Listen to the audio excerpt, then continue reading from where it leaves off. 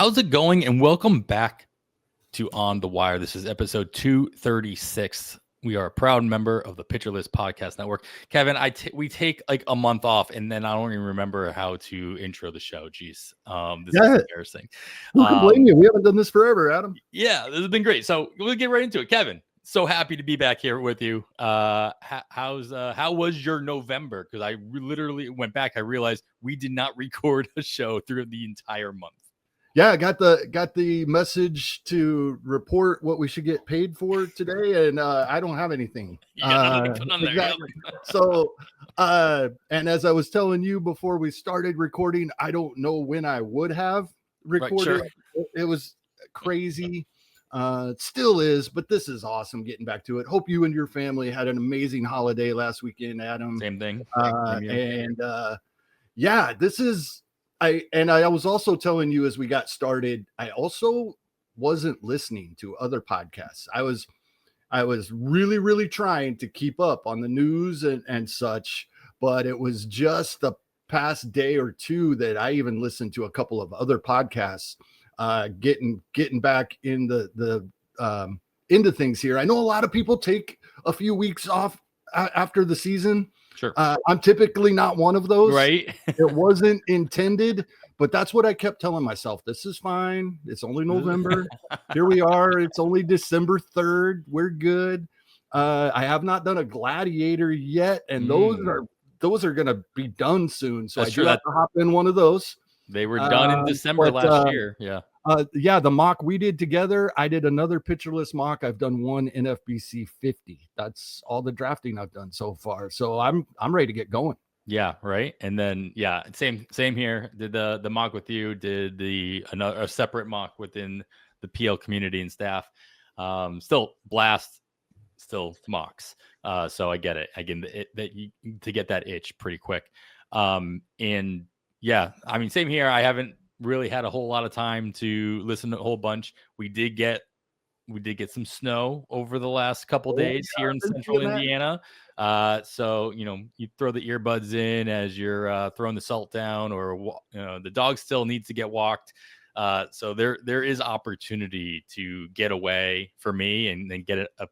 Basically, my walk with my dog is about the length of any fantasy podcast, anywhere between 45 minutes to just over an hour. It's a good walk. It's a good time to use in that space. I just got to start wearing like my big over ear headphones when I'm walking around now in the wintertime rather than my earbuds. That way they double as earmuffs, and I don't have to worry about my big puffy hat.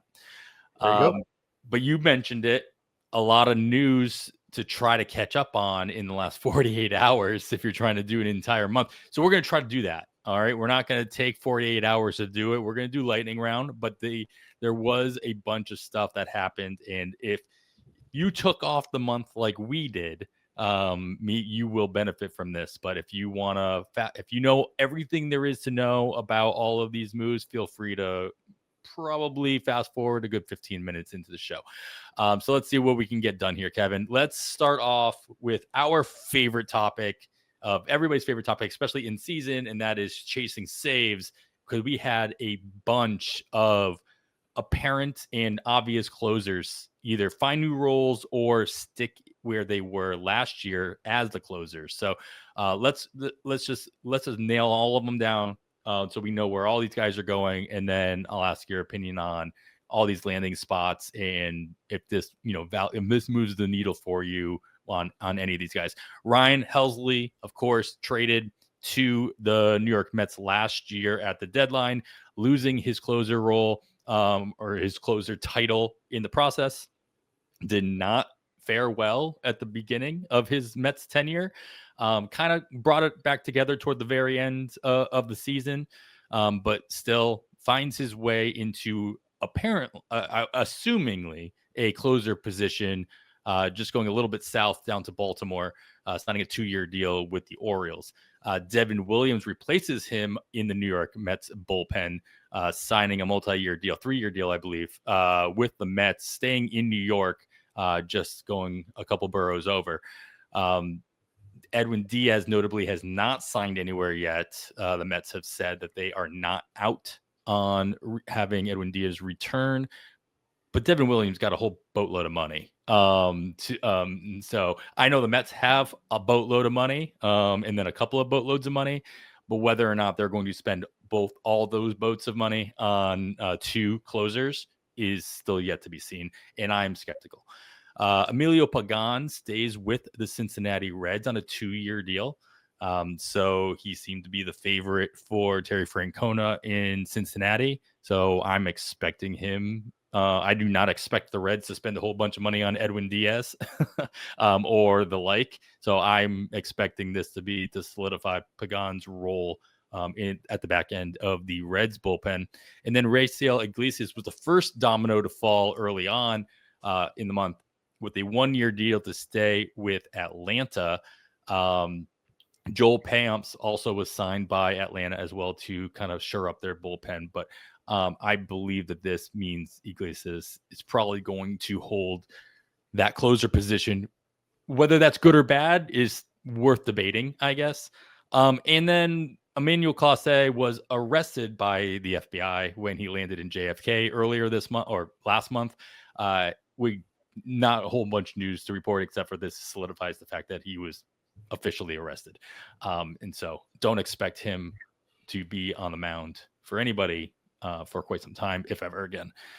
So with all that, Kevin, which one of these kind of stands out or makes the most waves, whether or not it changes their value or not? It's fine. That doesn't have to be part of it, but like, which one of these signings that do you think makes the most waves as far as when you're looking at closer situations? Oh, I think it's Helsley with Baltimore. Unless they make another signing, he is the closer, and Sure. I expect that not to remain the case. He one of those guys. I know we don't want to put too much stock into this, but he performed far worse in non-save situations when he went to the Mets, and we've seen that with other relievers over the years. It's not something we can really quantify. I don't know if we should put much stock in it at all, but you also brought up that he was better towards the end of the year. In a couple of the drafts that are still going, so not showing up in the ADP yet, he's going at that 5-6 turn in 15-team leagues now. He jumped a good 5 rounds, Ryan Helsley here. So and that's what I would expect. I Adam, because of this list, a little side note, this gets me half of my sanity back. In two of my 3 dynasty leagues, my 2 closers were Clase and Helsley. All right. Right. And for me in dynasty, that's the last piece I put together. Absolutely. Right. They're the most volatile. I go pay for them when I have everything else. And I thought I was pretty set here for a while. Yeah, and sure. Mid 2025, I lost them both. So I'm happy, really happy for those 2 leagues, of course, with Helsley. But I do think that this is the biggest. Devin Williams could be. But there's still that possibility the Mets still re-sign Edwin Diaz or bring in another high leverage reliever. That is the only reason I don't go with Devin Williams here. I am a firm believer. Throw the ERA out. Everything else was just as good as it's always been with Devin Williams. So I'm on that page. Or that would, I think this is a great spot with a slight caveat. Right. There is that little bit of worry of what the Mets might do. I agree with you 100% on Pagan. And in fact, I think this gives him, he's probably got a little longer leash. I totally agree. Absolutely. Because this was a part of the team that Cincinnati needed help with. And he finally, after years, Pagan, for a short period of time, fixed that problem for him. That's going to give him a leash, I think, going into 2026. And then Iglesias, like we've talked, Kenley Jansen for years, another former Atlanta reliever. He wasn't signing with anybody where he wouldn't be the closer. So I think this does give us a little more security for those of us drafting this time of year, gladiators and drafting holds, when we won't be able to add closers in the season. All 4 of these guys, with that little bit of caveat on Devin Williams, I think we can draft comfortably as closers going into 2026. Yeah, my first thought when I looked at this list, the biggest wave that was made was actually in my opinion, was made by Devin Williams signing with the Mets, and not because he's signing in a position that needed a closer and with the idea of Edwin Diaz going somewhere else. But on the back end, this also solidifies David Bednar as the closer for the Yankees going into next year. If in case there was any worry, I don't think, I mean, I won't put it past the Yankees to add to their bullpen. We're going to talk about Ryan Yarbrough was signed by the Yankees on a 1-year deal. He'll probably spend the majority of the season in the bullpen or in some form of that, but not as a closer. I don't expect the Yankees to go out and spend a bunch of money on a closer better than David Bednar at this point. They're not, I don't think they're getting Edwin Diaz, and that's pretty much the name, right? That's the list. And so, yeah, I think just Devin Williams signing where he signed made the biggest splash, because it almost all but guarantees, Edwin Diaz goes somewhere else. That means Devin Williams found the spot where he's going to be the closer, in the team he left solidifies what the back end of that bullpen looks like as well. So not very often one of these moves creates 3 different, like, clear delineations of what a closer is going to look like when we're going into drafts. But I think that one does it does that pretty closely. Toronto moving up to team by team things. Toronto made a couple of signings. Of course, the biggest one being Cody Ponce signing a 3-year deal with their pitching staff. In second only to Dylan Cease signing a 7-year mega deal, the biggest deal we've seen so far this offseason by any individual player. Either one, you can talk about either one of these guys, but I'm assuming most of your attention is going to be on Dylan Cease. Moving from he spent a little bit of time in San Diego, but moving from San Diego to Toronto, was Toronto the right landing spot fantasy wise, or do you not think it really mattered where Dylan Cease ended up signing, as long as it wasn't Colorado? No, I've never been that big on Dylan Cease. The volatility, the 4.5 ERA, the 4.55 ERA we saw in 2025. Sure. That with his command issues, that's the risk, and I've never been big on him. It's not that Dylan Cease could be extremely valuable even with that ERA, and he's had lower ERAs, but his elite strikeout numbers cause him to be drafted earlier than I'm comfortable drafting him. So I've never been really big on Dylan Cease, but I love this. And the couple of podcasts I did listen to the past couple of days, no surprise to anybody, Bubba in the Bloom and Rates and Barrels. And on both of those podcasts, they brought up the fact that Dylan Cease threw about 40 splitters last year, and they were pretty good.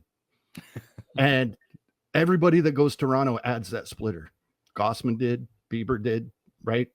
So adding a good splitter to Dylan Cease, that does perk my ears up and make me think, okay, maybe I am in on Dylan Cease, right?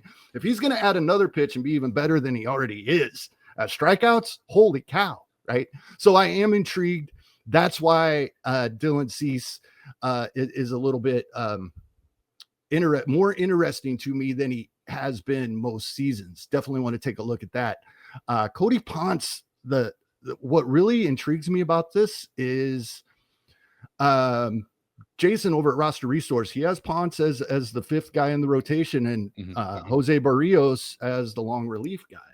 So Toronto, in his mind, Toronto already right now believes Cody Ponce is better than Jose Barrios. If that's the case, I'm intrigued, at least in drafting holds, right? Sure. We've seen guys coming back from the KBO, Mikolas, Merrill Kelly, Eric Fede most recently, and they've all had some degrees of success. So yeah, maybe there's something here, and probably I think unless people are gonna make that going to act on what I just said, Merrill Kelly, right, Eric Fede, and say, oh, we always undervalue these guys, we need to jump on this one. Unless that is the case with a whole lot of people, I think Cody Ponce is going to be undervalued. Cody Ponce, of course, as you mentioned, coming over from the KBO, did spend the previous 3 seasons in the NPB. Yep. Did not get a whole ton of innings in any of those seasons in Japan. 83 and third, 51 and 2/3, 67 innings respectively, but did jump all the way up to 180 plus innings in the KBO, racking up a 0.94 WHIP and a 1.89 ERA in all those innings. And 252 strikeouts. 252 strikeouts in the KBO. I don't know what the translation is exactly, but I do know that will come down. Exactly. in Major League Baseball. But yes, it's a notable number. Yes. But this does, I'm not surprised. What I'm really getting at is 180 innings, right? 180 innings last year. I'm not surprised that he's expected to be in the rotation, or at least has a leg up on that 5th spot for Toronto. Of course, that top 3 that we're looking at right now, going up between Bieber and now Cease and Gossman, being the top 3. Those are really the only completely solidified space. Obviously, yes, Savage, after what we saw him do in the second half and in the playoffs, you can't imagine him going anywhere except for the starting rotation for the Blue Jays going on opening day. Heck, make him the opening day starter based on what we saw. Let's just drive the hype train as much as then kind of baby him a little bit. They have some depth here now. Mm-hmm. So this does give them the ability to kind of mix and match. I'm not saying they're going to go with the 6-man rotation, but they've done it before, right? So we'll see how that irons itself out. So let's just jump right into it. We talked about Cody Ponce coming over. We had a couple other international signings with Anthony Kay coming stateside from NPB, signing a 2-year deal with the Chicago White Sox. And then Ryan Weiss coming stateside from the KBO, himself signing with the Houston Astros. Do you see either one of these guys being undervalued the way that you think Cody Ponce might be? Probably, but I don't know as much about them as I do Cody Ponce, and haven't had a chance to look deeper yet. But in general, yes, I think in spite of some success that we've seen in recent years, I think in general, we think pitchers coming back from the NPB and KBO leagues are just going to get shelled when they come back here. And in recent years, there's at least been a handful of guys that wasn't the case. So it's definitely worth taking a look at. Yep. Of course, both these guys had, the experience in the major leagues, at least on a minute level, before moving across, across the Pacific and then coming back. So it's not as though they are rookies. They have that experience, and we can see what they might have learned in a different environment in the short stints that they were out there. All right, moving on then to a couple of we talked Ryan Yarbrough is going to be with the Yankees on a 1-year deal, a bunch of other 1-year deals. Let's start with the Tampa Bay Rays. They signed a couple of outfielders / DH types, Jake Fraley and Cedric Mullins, each signed a 1-year deal with the Tampa Bay Rays. They also signed at least a 1-year deal with their new roof in Tropicana. Saw that was finished. Hopefully it lasts more than 1 year until they can get a new stadium. But Jake Fraley, Cedric Mullins, what kind of role? Jake Fraley one was weird just because he was DFA'd or non-tendered, and then he was completely dropped, and then he was signed to a major league contract. So the Tampa being Tampa type of thing. Cedric Mullins just happened, I think, either today or yesterday. And so these guys are pretty much filling similar roles in general, but what do you expect their roles to be in Tampa by opening day? So I want to start with Cedric Mullins. I expected him to be a platoon outfielder regardless of where he signed. So we don't have to worry about the Rays. Yeah. That's Cedric Mullins, right? And now the Rays have come out and said he's the starting center fielder. At least, so now I'm very confident in at least my strong side platoon for Cedric Mullins, and that's probably all. But we look at what he gave us over the past 3 seasons, where he's got between 455 plate appearances and 499 plate appearances, right? Just under 500 plate appearances the last 3 seasons. He's still getting this 15 plus home runs and 19 plus stolen bases. And I think that's exactly what we're counting on. A 15-20 guy, strong side platoon. So that gets us to 60 to 70 runs and RBIs. A Tampa lineup that up and down AL East, but always decent. They're going to score a few runs. That batting average has been in the 230s and even lower the last season. So it's a batting average hit to get that. But this is the kind of guy that can solidify a deep roster really easily, really nicely, right? If you're going to get a 15-20 guy that you can plug in as a fifth outfielder in a 5 outfielder league, or even as a bench bat in a shallower league. I really like this landing spot for Mullins. Yeah. It's interesting because it's like Cedric Mullins is like you said, you started off saying it's like you expect no matter where he was going to go to stick in that platoon role unless he found just quote the perfect spot. But the thing is, the perfect spot, they weren't going to pay Cedric Mullins to be, an everyday player anyway. Right. Exactly. And so literally it's just like make it as true as possible by signing in Tampa or somewhere like that. Exactly. Sure.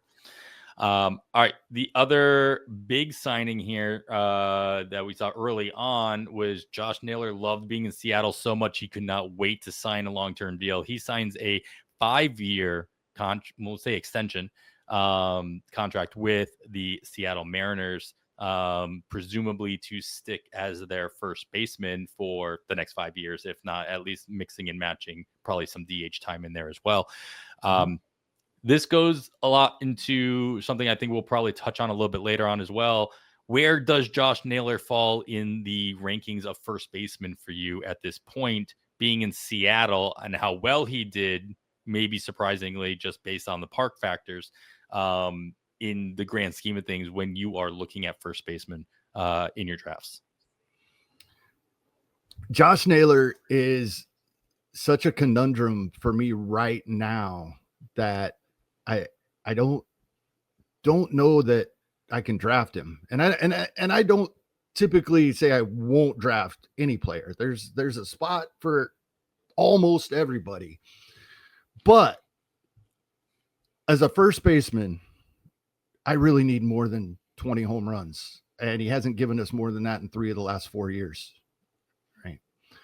And I love this 2024 because Josh Naylor is a fun player to watch. Yes. And now 2025, he gives us 30 stolen bases, which we absolutely aren't counting on. I would hope counting on 20, no. but I would hope for double digits probably. Sure. But why not? If we don't get the home runs, and like you said, we've talked about it.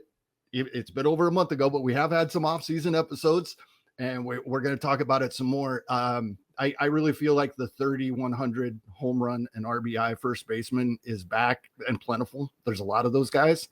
So I'm probably not paying what I have to pay for Josh Naylor when he's only hit 20 home runs 3 of the last 4 seasons. Yeah. I mean, in these early drafts, and it's in Seattle. In these early drafts that have concluded, ADP, of course, is out in NFBC. Josh Naylor is, and I'm not counting Ben Rice here because obviously he's not being drafted as anything but a catcher. Right. Josh Naylor is the 8th first baseman off the board, going within the top 70 picks. And these are a bunch of drafts, right? I'm mix and matching. This is all the draft champions or all the draft and holds. He's in the same spot. I have the draft and holds just for the last few weeks. He's in the same spot. Yeah, he's not right there between. He's not the type of player he's not the type of player that's going to fluctuate a whole bunch based on the format that you're. Right. I mean, in this position, to be honest, as well, unless you're drafting 10 teamers versus 20 teamers, that's pretty much the only way these positions get shuffled around too much. Yeah. So to your point, just I'm not sure how much I expect out of production in general. If he's going to play the entire season, he hasn't been healthy in a majority of the seasons as well. He's just a really fun player. I'm not surprised he got the contract he got with the team that he got it with.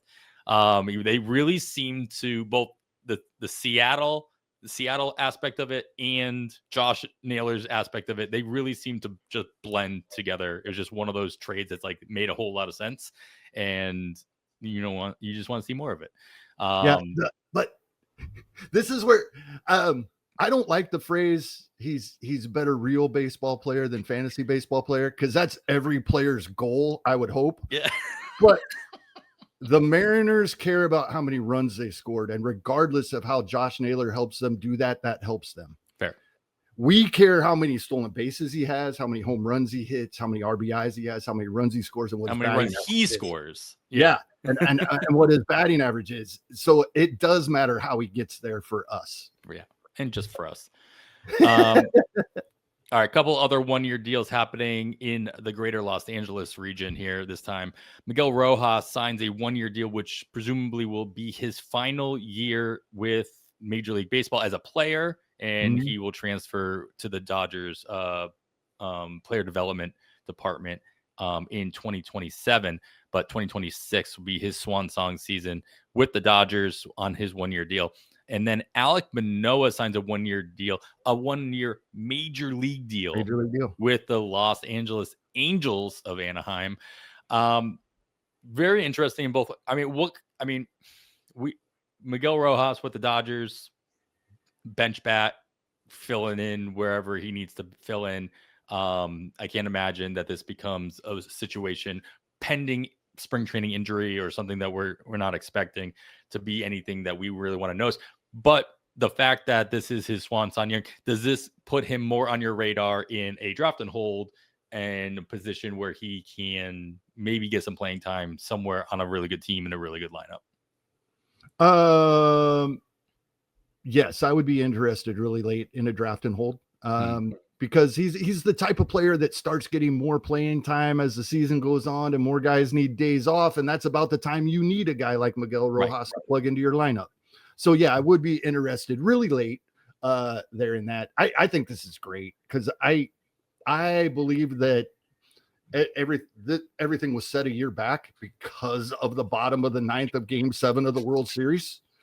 You hit a game-tying home run in the bottom of the ninth of Game 7 of the World Series. You're in that extra. We're going to give you a victory tour next season rather than moving you to that position you're going to in 2027 next year. I really think that's what happened. Yeah. And props to the Dodgers for doing that, if that is what happened.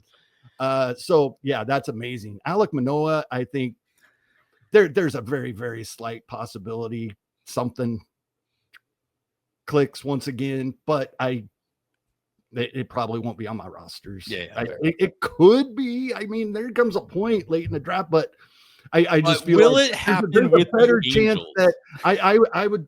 We've talked about this. I will find a guy I know is going to give me some usable innings, and I think I can before I would take Alek Manoah. The question I have is, will it happen with the Angels of all places? If it does, you won't be there after July 31st. That's fair. That's fair. I don't think I have any trust in the Angels developing a pitcher at the major league level. I was trying to be nice to I know. I'm not drafting him. I'll be the bad guy. That's fine. And then in a shocking turn of events that literally nobody is shocked about, there's been rumors about a buyout of Anthony Rendon's final year of his contract with the Angels. And so he'll get his wish and he won't have to play baseball anymore. He won't have to show up. Yeah, it's just a matter of who's going to be more greedy, right? Is he going to be greedy and still show up to get he's got to show up extra million, or are the Angels going to be greedy enough over that couple extra million and he still has to come How show much up? is that roster spot worth is really what it comes down to. Yep. All right. We got a couple of what I'm calling, possible C3 signings, your third catchers off the for your draft and hold rosters. James McCann signs a one-year deal with the Arizona Diamondbacks, while my Boston Red Sox get Connor Wong to return on a one-year deal for them as well. These situations make them viable as your C3 in most draft and hold situations. Yeah. Yeah. I really try to be very strategic with my third And if I do draft a fourth catcher in my drafting holds, I try to be very strategic based on who my starting catchers are. Sure. But there are absolutely situations where either of those guys would I'd be comfortable drafting. Yes. Yeah. Of course, Gabriel Moreno being the starting catcher for Arizona, with McCann now backing up. McCann has been a backup catcher for the last couple of years, no matter where he's been. Connor and Wong. had some streaks of really good production this year. Yes. And that's the thing. This comes into the whole strategy of, do you just handcuff your starting catcher, your catcher C1 with C2 with your C3 and C4? Like, do you like that? Is definitely a strategy. That's kind of what I was getting at. Sometimes it depends on who they are, right? Sure. And especially if you want to, if one your C1 or C2 is a Salvador Perez or a Ben Rice, where if you're in a big jam, yes, they're much more valuable in the catcher slot. But if you are in a big jam, you can slide them over, and then you have a viable catcher to put in their spot. So yeah, all of that plays into it. Yeah. The problem with Salvador Perez is that I'm drafting him as a first baseman more often than I'm drafting him as a catcher at this point. He falls there. Yeah. Yeah. It's been interesting. He's a that tells us how good the top tiers of the catcher position are. It's true. Salvador Perez is more valuable as a first baseman. The thing is, he's still playing every day. Obviously that makes him more valuable as a catcher in general, but yeah. All right, so I think that's all our small. We got some trades though, Kevin, and I waited way too long to do this, but we are going to talk about these trades after this break. All right, we are back. Of course, you're still listening to On the Wire, and we are back. It is December. You missed us out in November, but we are back in December. We're going to be back each and every week. Let's talk about a couple big and smaller trades that did go through the month of November in the offseason. Let's start from the oldest first. Taylor Ward got traded over to Baltimore after hitting his first 100 RBI season with the Angels. They get back another pitcher to join Alek Manoah and Grayson Rodriguez.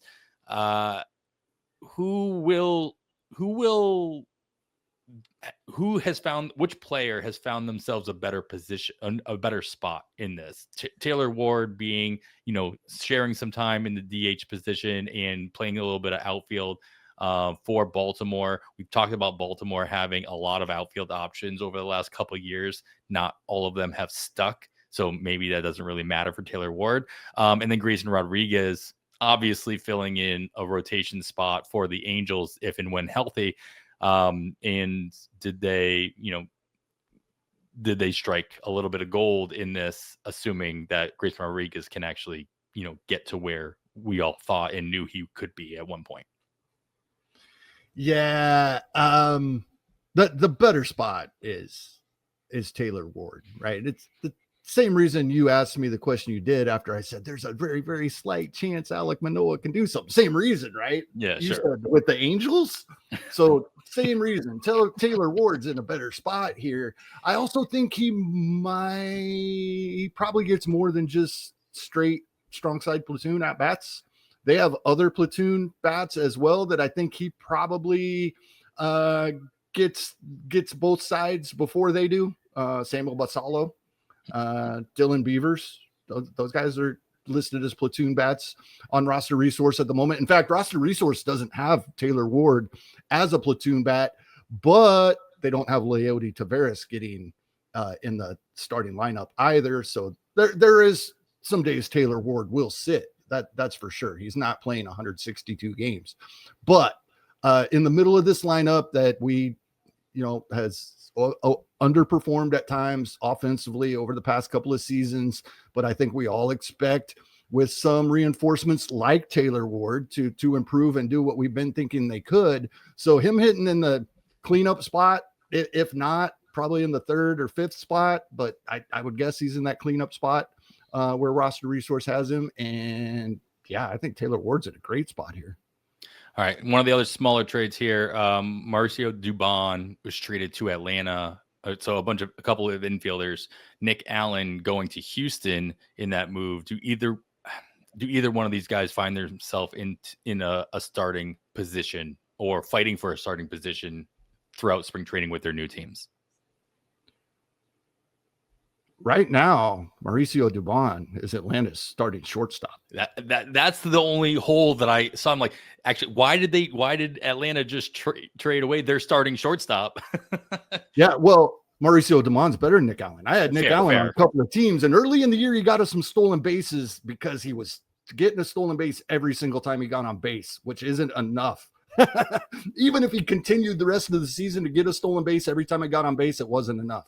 Sure. Early in the year, he got us some stolen bases, but then just horrific on base skills. So do I expect Mauricio Dubon to be Atlanta's opening day starting shortstop? No, but Mauricio Dubon is the type of player that for years I will draft late in a draft and hold. I will bump him up a round or two over ADP. He will get at bats eventually, whichever team he's on. It's been with Houston for the past couple of seasons, but just under 400 at bats in 2025 and over 400, approaching 500 plate appearances in 2023. I think that's what we see with Mauricio Dubon wherever he lands, especially when he's with the team that as of right now is the only shortstop they have. I don't expect that to stay. He's definitely a play in draft and holds for me. Yeah. Dubon also just the type of player who will find ways to play, even if he's not starting for Houston, at least in the last couple of years. Played a whole lot for not being a starter most of the season. So having him pretty much solidified. And again, Atlanta's not the type of team that's going to go out and sign a free agent with big numbers. And they prove that they won't do that for the shortstop position ever since letting Swanson go. The other, getting into a couple of bigger ones here, sticking at the infield, Marcus Semien finds a new home, this time in the bright lights of New York with the New York Mets, with Brandon Nimmo traded to Texas. This is a 1-for-1 swap. Both players had, to approve the trade. And so it was kind of surprising to kind of see this happen. I think for most of us, why did Brandon Nimmo say yes to this trade? I guess is the question. He says that the quotes that I am paraphrasing that I saw was he wouldn't have said yes unless he knew that Texas was still in win now mode and he was going to a team that was trying to, make it back to the postseason, back to the World Series. This move doesn't show that, in my opinion. So any overall takes on either one of these players' new homes? I think obviously both players have their flaws, but I think it was priorities. They moved some money around, sure, but I think it was trading offense for defense. Right? Nimmo's a better hitter than Marcus Semien these days. Wasn't always the case, but it is now. And as of now, I think Semien is still the better defender by quite a bit. And I think that was the swap. But to answer your question, why did Nimmo accept this trade? I kind of feel like because the Mets wanted to trade him. I think he didn't want to be in a place where he wasn't not wanted. I think he's like, man, I've been here my whole career, and this is what you want to do? Fine, I'm out. Fair enough. All right, fair enough. Obviously Marcus Semien slots right into near the top of the lineup. At least Roster Resource has him in between Lindor and Soto. At the I don't think that'll happen. I think Semien's in the bottom third. Fair. And the lineup is leads to my question here. He obviously is the starting second baseman playing every day that he's healthy, which really begs the question, like, how do we fill the corner positions here? Brett Beatty, Mark Vientos being the suggested corner starters on Roster Resource. But we still have the likes of Luis Angel Acuna in the wings. They have some bench options in Ji-Hwan Bae. I mean, does this solidify, Brett Beatty and Mark Vientos as those starting first baseman and third baseman respectively, or are they going to be more platoon situations in your expectation? I think the Mets are hoping that they are the starting corner infielders on a daily basis. And that's their intent to start the season, barring anything that just isn't going well over the winter and then on through spring training when we start getting reps. I think that's what they want to see is Vientos back to what we had seen in 2024, and Beatty, what we finally saw from him in the second half of 2025, or at least for a couple months there. And I think that's their hope, because all along, these have been a couple of guys they've been counting on. So I think that's their plan. Yeah. Maybe just because we talked about it earlier, maybe worth mentioning Mark Vientos, not first base eligible yet, and going quite far down the totem pole here at an average draft position of about 250 or so. So, if you're looking for that sneaky first base filler, and you think he's going to come back to what he did on the year previous, that might be at least a name to circle late in your drafts. You don't think he'll be getting drafted though, well, you mean drafting him in that area? I feel like he's probably more valuable as a third baseman before you draft him as your first third base. Third base is pretty awful. Yeah, I think he would be drafted as your third baseman usually, but that is a good point. This is another thing I try not to do. I try not to avoid players if I want them, just because I have that position filled. We'll probably talk more about this a little later in the show. It's something I wanted to bring up, but I'm really trying to start my draft off. We have always talked about having the plan later dictates what you're doing early.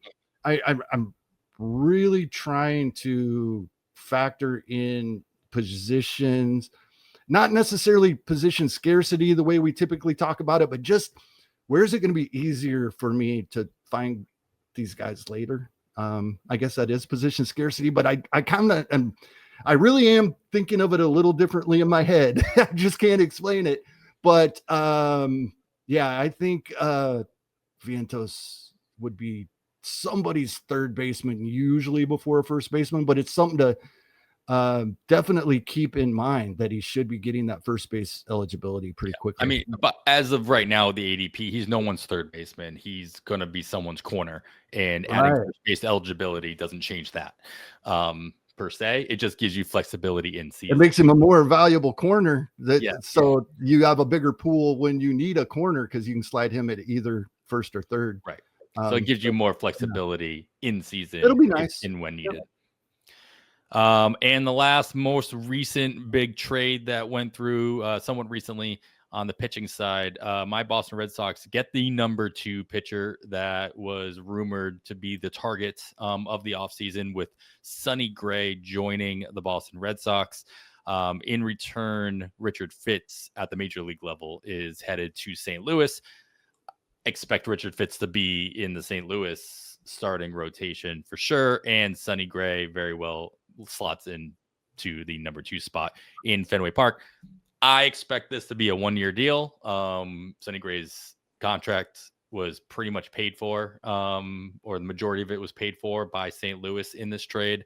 And there is a mutual contract for a second year, which will most undoubtedly get not bought out by somebody, by one of the sides. So I think he's got like a $5 million buyout if that is not gone, plus the $20 million he's owed.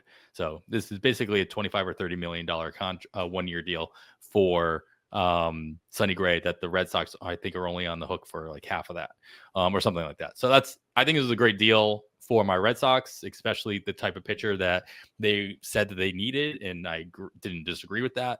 Though I won't be upset if they go out and get a decent number 4, just to kind of fill in the depth there. Sonny Gray and Fenway Park, though. Happy about this? Are you fearing it enough as one of the better hitter parks in baseball? If you're actually considering drafting Sonny Gray for what could be his final Major League Baseball season of his career, because he said right before he signed the deal going out of Minnesota and going to St. Louis, there was a non-zero chance he would retire early. Right. And he obviously didn't. He took the money, and then he got his 10 years because I think he had already gotten his 10-year status at that point, or his 10-season status, which is really all you need to make sure you get your retirement. And so, yeah, I don't expect Sonny Gray to be pitching past 2026. I tend to agree. Definitely a huge possibility. I think my big concern, more than the ballpark, yes, Fenway's a tough park to pitch in, but my bigger concern is his velocity, down another tick on the fastball, and he'd kind of leveled off in 2024 when we saw his success. It stopped dropping. It'd been dropping there for a little bit. And it leveled off, and then it dropped another tick in 2025. That concerns me a little bit, not a ton, but it's something I'll keep an eye on spring. I don't want it dropping much more. But what I'm really looking at is, who are the other starting pitchers available where he's being drafted, and they all have question marks, right? Sure. Zach Wheeler, we expect to see him first half, probably late first half, and now I'm having Brandon Woodruff flashbacks already, right? Trey Savage, you brought up. Nick Lodolo, health concerns as well. A bunch of closers in this area. Pablo Lopez, another guy that had trouble. Michael King didn't perform as we had hoped in 2025. So he's going with a bunch of similar guys in the same area, right? And I think in some drafts, I will find a reason to select Sonny Gray in that spot, and in others I'd probably go Michael King or even Pablo Lopez. But I think he's going in a fair spot. For a veteran like Sonny Gray, I'm not as worried about Fenway Park as I would be with a younger pitcher, I don't think. I'm also less worried about, I think what I'm hearing is a worry for some is that the Red Sox have proven with their new pitching staff and Andrew Bailey and what have you of doing any tinkering. Of course, we all remember. Well, I don't know if we all remember, but I remember all the less than kind words Sonny Gray had about the Yankees pitching machine and the tinkering that they forced him to do when he was with them. And obviously, we saw him not have success in Yankee Stadium, and he blames most of it on that. I do not expect to see that out of a 36-year-old pitcher on the last year of what possibly could be his career, going into, after making that kind of a trade. So they're going to say, go throw another 180, maybe even push 200. That's what we want. Yeah, we want to squeeze as much out of this lemon as we possibly can. Hopefully it's orange juice and not lemon juice. We want something a little bit less tart. But yeah, let's make some lemonade out of that. Well, yeah, and it's great. He goes deep into games, right? Mm-hmm. So that's huge for both the Red Sox and us as fantasy managers. Gives us more chance for those wins. I mean, he's had 13 and 14 wins the last couple of years. So with offense like the Red Sox have, and with the innings, and barring an injury we expect him to get, this might even be a little undervalued here. All right. That's it for trades. We did have a couple of, let's just go through the list of qualifying offers. And then we do have a couple of notable non-tenders that did come through. Kevin, we had 4 qualifying offers, and I didn't look this up, but I feel that that's a lot more than we normally see. Acceptances of qualifying offers. Gleyber Torres for Detroit stays, and these guys are all getting just over $22 million in their 2026 contracts. They can't get offered. This is the other benefit, I guess, is all these guys who got offered a qualifying offer, they can't get offered another qualifying offer in the future. And so Gleyber Torres, Shota Imanaga, Brandon Woodruff, and Trent Grisham. I'm not too surprised on the Brandon Woodruff one. It's a nice little 1 year, like, hey, let's prove it. Let's bring up our value and get that a longer term contract so I can stay healthy all season, et cetera, et cetera. I am surprised. I'm not surprised that Trent Grisham accepted the offer. I think that the Yankees might be surprised that he accepted the offer. But maybe that's just me projecting. Shota Imanaga and then Gleyber Torres, like I mentioned earlier. Are you surprised that any of these guys signed their qualifying offers? I'm not surprised any of them signed it. I'm surprised Trent Grisham was offered it. Yeah, exactly. But I'm ecstatic he was offered it. I talked about the hit my dynasty leagues took with my closers. Trent Grisham was a guy, even in dynasty leagues, we picked up off the waiver wire this year. And if the Yankees are willing to offer him $22 million for one season, he's going to play. So that's why I like it. But I was surprised they offered it to him. Yeah, that's why I made the comment about I was surprised. I think the Yankees were surprised he accepted it because I don't know. I wonder if it was who's bluffing who. I agree with Woodruff. I think this is a fair AAV for Woodruff, but he wouldn't have gotten. I think he could have gotten more for a 1 or 2 year deal, but he's 32 now. He needs his 4 or 5 year deal exactly now. So 1 year to where I can go out and show that what I was doing late in the season wasn't a fluke. I'm healthy, and go get my Dylan Cease deal. Probably not 7 years, but the $30 million a year. Yeah. All right, a couple of non-tenders that stood out to me. A couple from your Royals, first and foremost, MJ Melendez, Taylor Clark. MJ Melendez is the one that stood out to me the most. And then your boy, Adolis Garcia from Texas Rangers. Maybe that's why they traded for Nimmo, because they weren't going to tender Garcia an outfield a contract to play the outfield there. Adolis Garcia is just an interesting case because this is it's a fun one. It's like he was a Rule 5 guy. He came out of, quote, nowhere. He blew up and won people leagues a couple years ago. And then we debate whether or not when the wheels were going to fall off. All of a sudden the wheels look like they fell off and the strikeouts caught up to him, et cetera, et cetera. Where does he kind of fit in now? Has he taken more of like a Cedric Mullins position where it's like no matter where he goes, he ends up being a DH only / platoon type of bat? Is somebody going to, put him into a position for him to succeed? Thoughts on Adolis Garcia's next step in his major league career? It is fascinating to me that, we started to see this in 2024, and I was pretty vocal last offseason that I was all in for 2025. He'd been playing through injury in 2024, sure. And then we saw him miss time with injury in 2025, and then begin to be platooned. But what everybody thought was going to be his downfall, he made the biggest improvement of his career: strikeout rate. He dropped it from 27.8%. which for 3 seasons, it had been below what is still his career average because it had been so horrendous in 2021 at 31.2%. And he dropped it all the way down to under 25%. But less plate appearances. He was still on about the same home run pace per plate appearance with that. So his other numbers did go down. The stolen bases did rebound slightly, especially when you take into account 20 less games played. I'm intrigued here. No, and it's when Adolis Garcia was being drafted 3rd, 4th round, whatever it was, 4th, 5th round, a couple of seasons ago, and that was the strikeout rate. This is the next Javi Baez, and fine. I agree with all that until it happens, but the fall off hasn't been there. And in fact, we just saw a big improvement. No, I'm not expecting him to hit 250 like he did in 2022. I'm not expecting him to even hit 245 like when he almost hit 40 home runs the following season.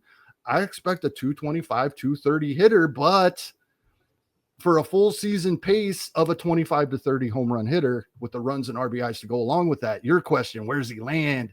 Is it DH / I think that's it. the hope is that it's with a team that is a good enough offense that the offense is in general is scoring some runs, but I don't want to see him going. I don't want to see him going to the Yankees. I want him in a lineup where he's going to hit in that middle third. Right. So the landing spot for him is very important, intriguing to me, and that will mean a lot. But I think in general, most people have been down on Adolis Garcia, so they're really going to be down on him now. So I probably will have interest in almost anywhere he lands. I found it a little bit interesting.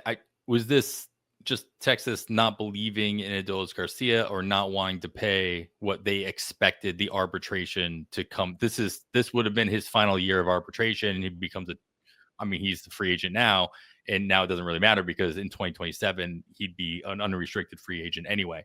But like they signed him to 2 years 2 years ago to avoid arbitration for 2 years at an average salary of $7 million a year. With all the injuries and the downturns of like overall production, did we expect him to get more in arbitration than that? And whether or not Texas thought that he was worth less than that.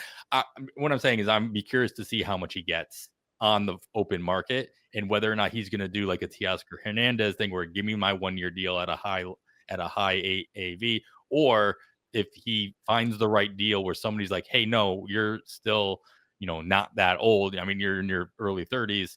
You still got a good 5 years of a power hitter type of situation.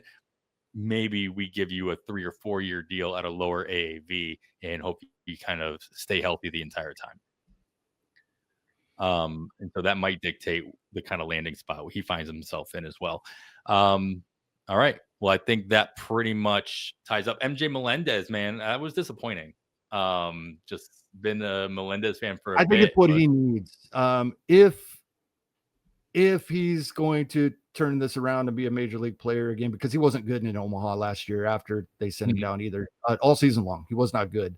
I think he needs a new organization. Hopefully there's a little adjustment and he's off and running again, but I don't think it's going to happen with the Kansas City organization. Unfortunately, I really liked MJ.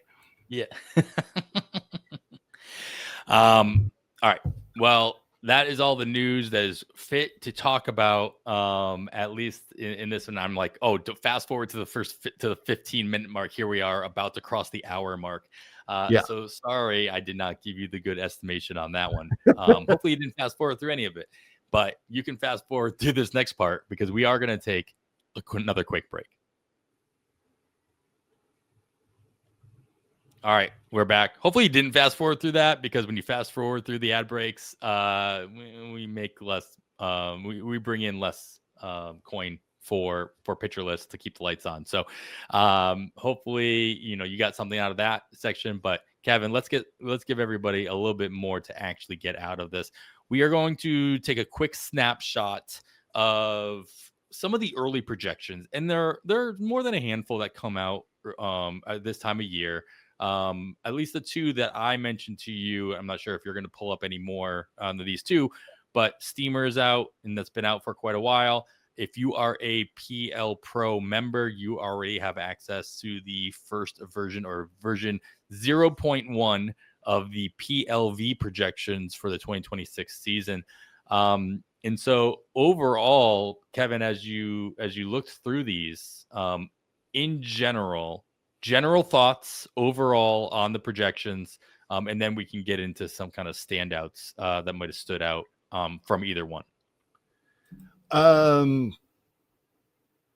My general thoughts. I have a couple.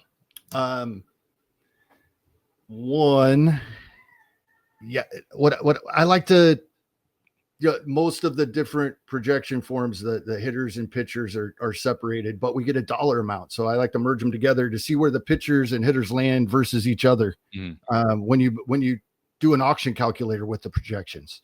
All right. So before I even get to the specific projections, just the fact that when I do that with Steamer, Yes, you have the elite pitching sprinkled throughout the first few rounds, but there are only 7, 8, 9,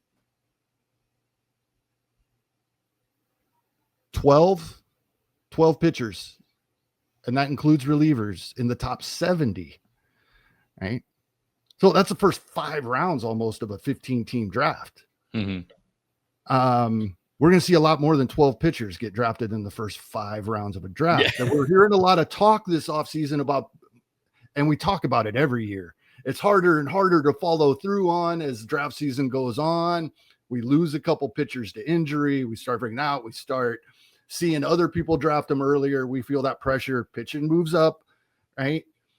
But there's been a lot, I would say, more talk this season than private about let's go hitter heavy early and wait on pitching. And I think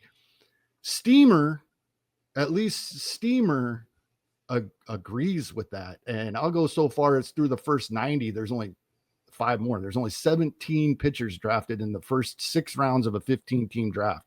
Only 17. So, yes, those elite ones are going to be sprinkled in the first couple of rounds, but according to projections, we should be going hitter heavy for the first 6 rounds of our draft. Oh man, it's an interesting thought process only because it's like, well, your mind almost goes the opposite way. I'm like, well, if there's so much of these hitters, there's so many of these valuable hitters. Why would grab the elite pitching? Exactly. Like, does that separate yourself a little bit more? And this is why this happens throughout the course of the off season. And as we hit March, people start realizing that, or they start getting like FOMO, and they're like, oh, I need to, make sure I shore up some of the best pitchers. There's just so much volatility. Right. I think like with most things, the answer is probably somewhere in the middle. Sure. Right. It hasn't been very long ago where we would not have considered a pitcher in the first round. It was not even a consideration. Right. We wouldn't take Pedro Martinez in the first round. Right. We knew that if we knew who the best pitcher was that season, they were by far the most valuable fantasy player, but we were scared. And pitchers get injured more often. That was the number one reason given why we didn't do it. Also, the pitchers are a little more volatile, right? So that compared, and then we started seeing guys have success drafting pitching early. And I think we overcorrected. I think guys had success drafting pitching early because they were the few doing it. When everybody starts doing it, things switch back the other way, right? Now our value is in hitting. So I think when we look at ADP, it's going to be much different, and the hitting is going to be the value. That is one of the first things that I took from this. Like in rounds, say 3 or 4 through 6, I think that's where there's the hitting is the value. To your point, there's more hitting available, so why not grab a pitcher? But I think the reason it comes out this way, right? This is based on dollar values. The reason this works out is because later it's all pitching that's available. All kinds of pitching available, right? That is ranked higher. There's all kinds of pitchers projected to be worth $7, $8, $9, $10, right? More than hitters. So that's why. It's not necessarily that we expect the pitching to be better than the hitting in the earlier rounds. It's about what's available later. Yeah, kind of getting into that. I am talking about position scarcity, but I'm not really thinking of it that way. Again, that I said earlier. But I think that answers part of your question of why you wouldn't just grab the elite pitching because there's more hitting there. They're not going to be left over. Everybody's going to snatch them up, and it's pitching that is left later. And this is probably the slight flaw of using auction values 100% in a snake draft environment. Like 100%. They don't translate. It's not a 1-to-1 translation, Right. All right. So yeah, overall then, any other overall thoughts on looking over these projections or projections in general? Not, I don't think in general. I think a couple of specific players that are intriguing, but we'll get to that. Yeah. Yeah, I'm just glancing through the steamer ones right now, just trying to filter out. And yeah, like This overall, really, I'm sorry, go ahead. no, I I got was another just one for the you. overall, like we always, I always like to see like how many 40 plus home run guys are there projected? How many 30 plus stolen base guys are there? It's like why are like what's the difference between last year and this year as far as like why are we projecting more guys to hit more home runs, or is it all bunched up in general as well? And I'm just got to change my filter here, but sort Z to A, there it is. There's only 2 guys projected to be, and nobody is shocked to who those 2 guys are. Well, maybe. I mean, I wouldn't be surprised to see Kyle Schwarber in that group, but he's not. It's just Shohei Ohtani and Aaron Judge. Nick Pollock mentioned this on one of his podcasts recently. I'll ask you, do you expect Shohei Ohtani to be worse as a hitter next year because he'll be focused so much on pitching? No, I think we saw that this year. In spite of it, he was still working on pitching, even though he wasn't pitching in games early in season. So I think he was already doing that. In fact, he might be he's healthy now. He might be better off. Will he hit on the days that he starts? I think so, because we've seen him do that before. I don't think they go back to him not doing that. They haven't done that since Joe Madden was there in Los Angeles with the Angels. Yeah. Yep. And then, Steamer has Cal Raleigh pretty much doing not quite what he did last year, but still in the 40 home run range as well. Do you expect Cal Raleigh to be a one hit wonder as far as like not quite Brady Anderson-esque, but like does Cal Raleigh like hit that kind of projection again? So is your over under on the 38 home run Steamer has projected? Yeah, we'll say the over under is the 38 rather than 60. Yeah. It's crazy to say that more than 22 home runs less than you had the previous season is still an elite season. But it is. Yeah, I can't project him for going over 38 home runs. I won't be surprised, but I expect him to hit less. Right. And that's the fun part about these projections as well. It's like it's less about like how many specific home runs a player is going to hit, and more so comparing it to what he's done the last year, the year before that, and then like and really just trying to wrap your head around how you got to that number. And then comparing it to the guys around him as well. So it's like he's still a top 4 home run producer based on these projections. And he very well could be the 4th highest home run hitter in baseball next year. It might not be 38, it might be 42. It's still, but I won't be surprised if has the 4th most home runs in baseball next year. Just doesn't have to be those exact numbers. I've been looking at depth charts version of the projections on Fangraphs, which is Steamer projections, just different playing time. And so far, what I've looked at, I've liked the playing time a little better that depth charts has. And so that boosts Junior Caminero into this group with 43 home runs. Fair. Yeah, playing time, as everybody's aware, is the hardest thing to project. So I always like your plan. It's like, hey, if you don't agree with a projection, just change their playing time and see what the you'll probably get close to what you think they should be. If you can project the rates properly, then plug in your own playing time. Let's get right into some standout names then that you noticed, Kevin. I think I know who you're going to lead off with, but I'll let you take the reins. Yeah, I think you probably do, and because we've alluded to first base a couple times already in the show, we've talked about it earlier in the offseason. I feel like I can wait on first base and be comfortable with who I end up with. I As I mentioned, I think we're somewhat back to a time where, the batting average might leave something to be desired, but several guys that are going to be projected to approach 30 home runs and 100 RBIs. And just looking really quickly here, there's 12 guys projected for 27 home runs or more at the first base position. And that's Spencer Torkelson being at the bottom of that list. A guy in that list, and just at one home run more on his depth charts projection, is Michael Busch of the Chicago Cubs. And his projection is solid and across the board. And when you look at that list that I told you, I merge the hitters and pitchers together.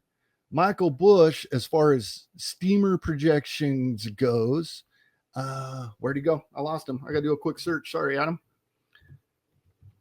I had him on here and he went away.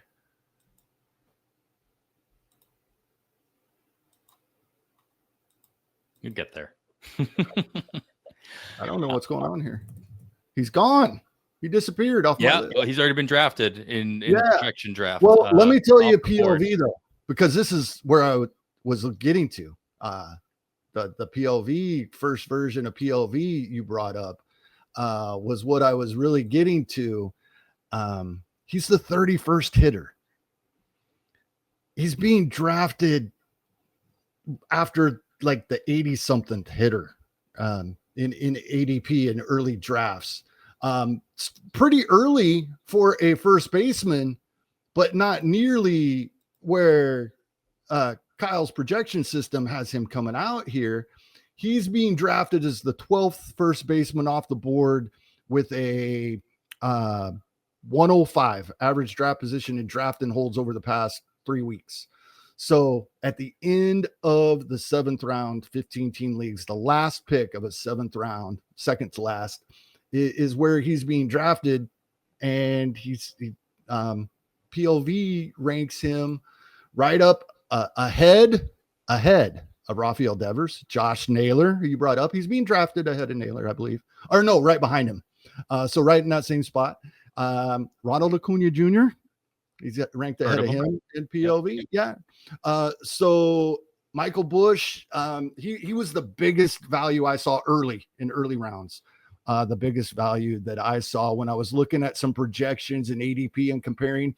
And Steamer's very close. Kyle has 31 home runs, 85 RBI, 89 runs, PLV there. And Steamer, it was like 28 and 76 and 85, something like that. Really close.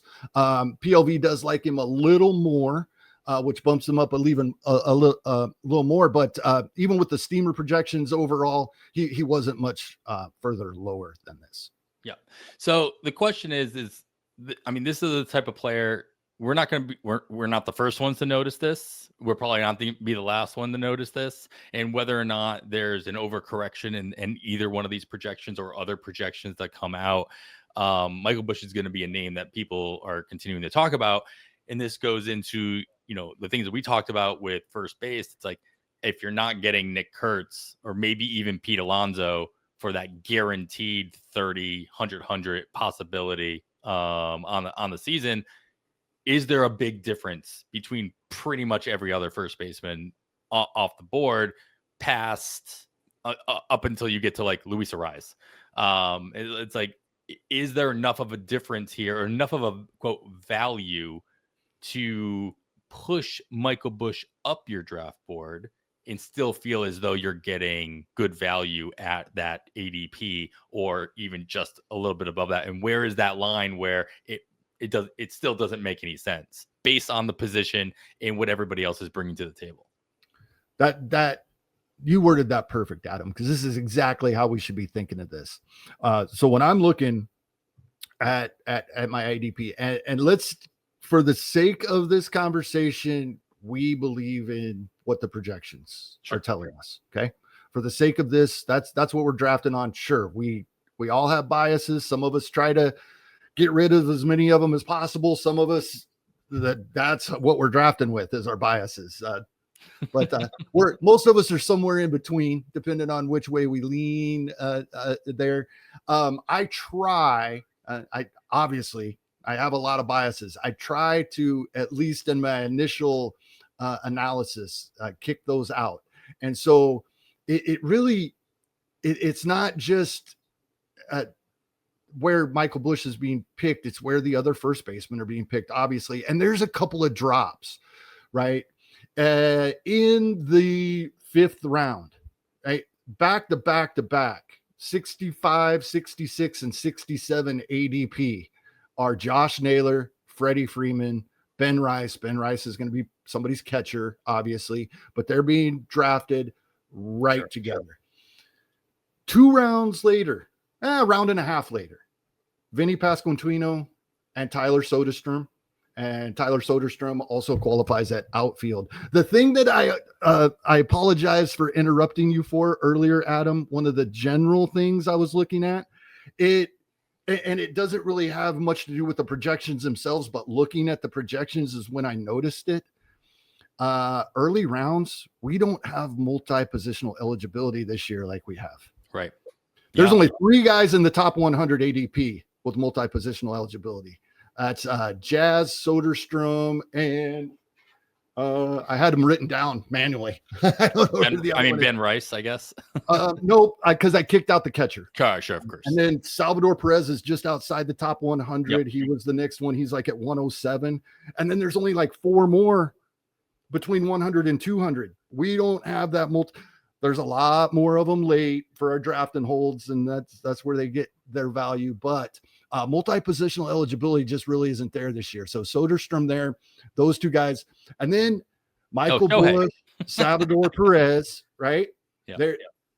That's another cliff. And like you said, Salvador Perez sometimes ends up at a first baseman, but he's probably going to be someone's catcher. And then there's really only one other guy before a big drop. And that's Yandy Diaz. And he's one of the guys we've talked about when having this conversation earlier in the offseason.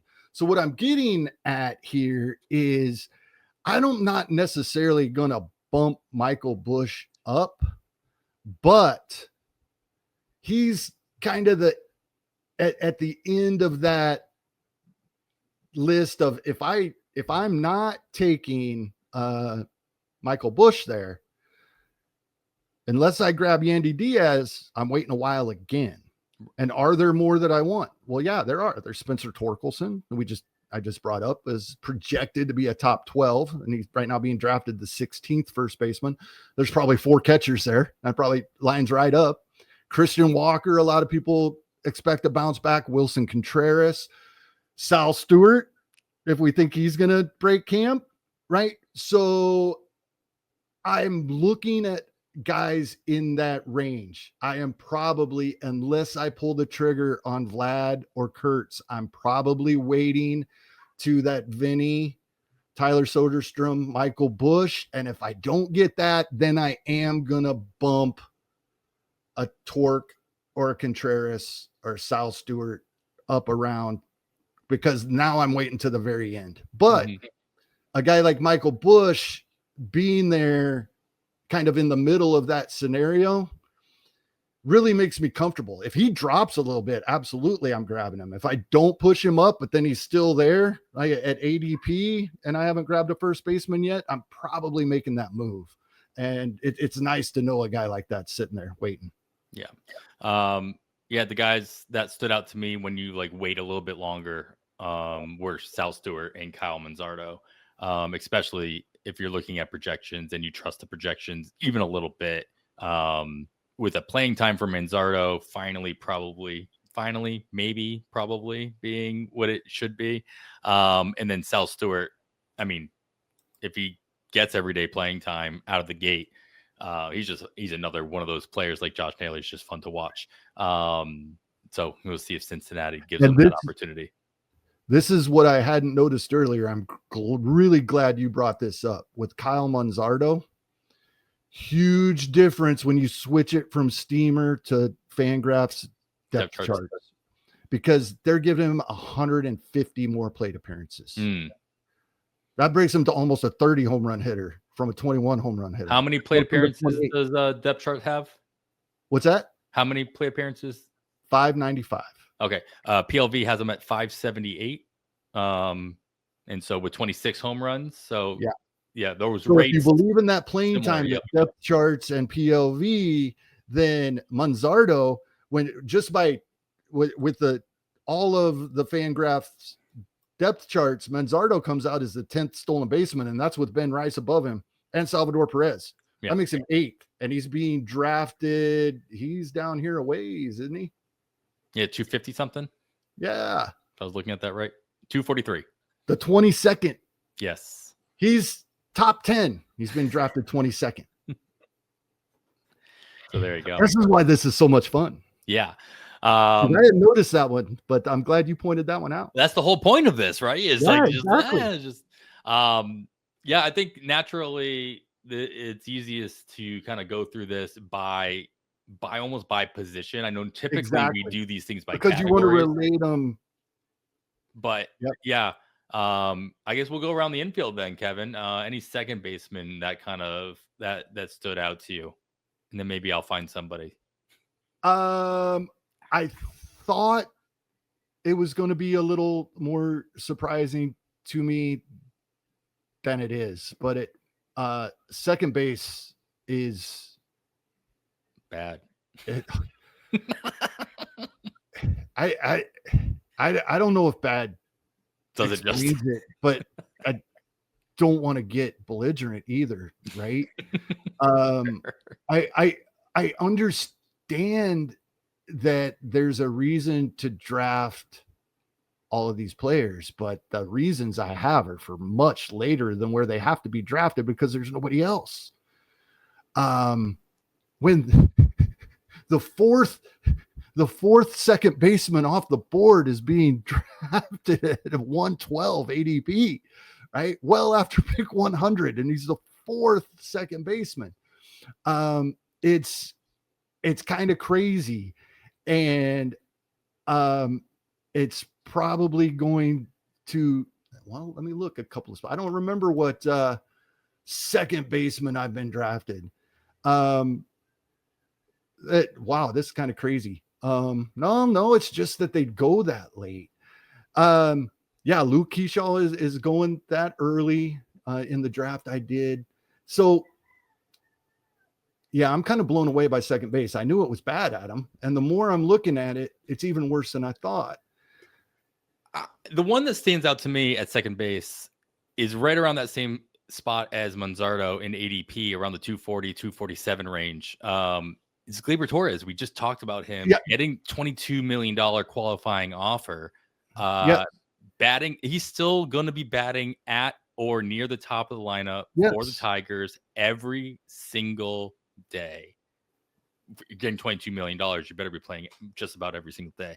And so to go that late, like, I know he is not who we thought he could have been when in his early days with the Yankees, but he is still, I mean, we got 650 plate appearances projected by PLV. And with that, he's a 90, 20, 80 guy.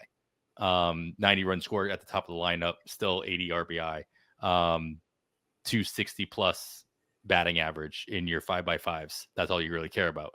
So I'm a little surprised by that, especially based on second base being as quote thin as it is. To have somebody is going to be in that position at the top of a lineup at such a bad position every single day on a winning team with a decent offense behind him. I guess I'm expecting him to jump over a couple of the guys that are going. I mean, he's going after I'm a big fan of Jose Caballero. Oh, but Jose Caballero, probably the starting shortstop for the Yankees, at least on opening day, depending on how well Anthony Volpe comes back from his surgery. But before that, Jorge Polanco, Otto Lopez for Miami, Luis Garcia Jr. in Washington, who's healthy again. Matt McLean, question mark, in Cincinnati. So, I mean, I don't know how you feel about this, but Gleyber Torres definitely stood out as far as like an ADP to projection ratio. at the position. Yes, absolutely. He's the one I was looking at. That there are absolutely not 15 second basemen I would draft in front of him. And well, let's just look at it really I mean, quick. he's only the 18th second baseman off the board. There are not many. There's only 17 of them going above him. So it wouldn't be too difficult to bump him up in your drafts. Right. Marcus Simeon's going after him. So maybe it's just a matter of like, listen, if I don't get Jazz Chisholm to play second base, or maybe even Ketel Marte or Bryce Terang for those stolen bases. It. And then Nico Horner for stolen bases. Altuve is Altuve is the third multi-eligible guy because he played outfield. Yes, that's what but it is. He's outside the top 100. I'm pretty sure you were just missing Shohei as the third multi-position eligibility. Yeah, I wasn't counting him. No, but yeah, I'm with you. I think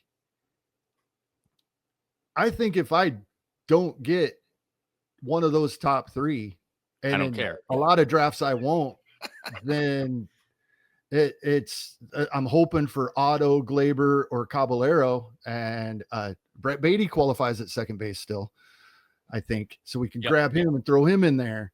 Might as well just wait and take a Simeon or a Polanco or a Lennon Sosa, and because those types of players, right, especially at a weak position, if you're going to fill up your counting stats to an extent, guys, if these guys are going to play every day, you're going to have weak spots. Why try to force something earlier? Right. When there are still valuable players at other positions. Mm-hmm. Exactly. In positions that you can fill, outfield, for example, you need 5 of those, right? You only need 1 second baseman, and it almost seems like it doesn't matter who it is at this point. Can I bring something up that's completely off the subject? Because love that. You love just kind of did. You can, but you're going to have to wait until we take this quick break. Okay. All right, Kevin, I let everybody wait long enough. What are you going to talk about? This was I had the second pick. I talked about that pitcher list mock draft I did. I had the second overall pick. And we talked a little bit about this, about guys, when we talked over a month ago, we talked about guys that were surprisingly disappointing. Right. And I brought up some of the early elite guys, including Bobby Witt Jr. with the lack of home runs this season. So going into this draft, I set up the queue. I had Aaron Judge, and I was hoping Ohtani or Witt Jr. would go number 1, and I was going to take Judge 2.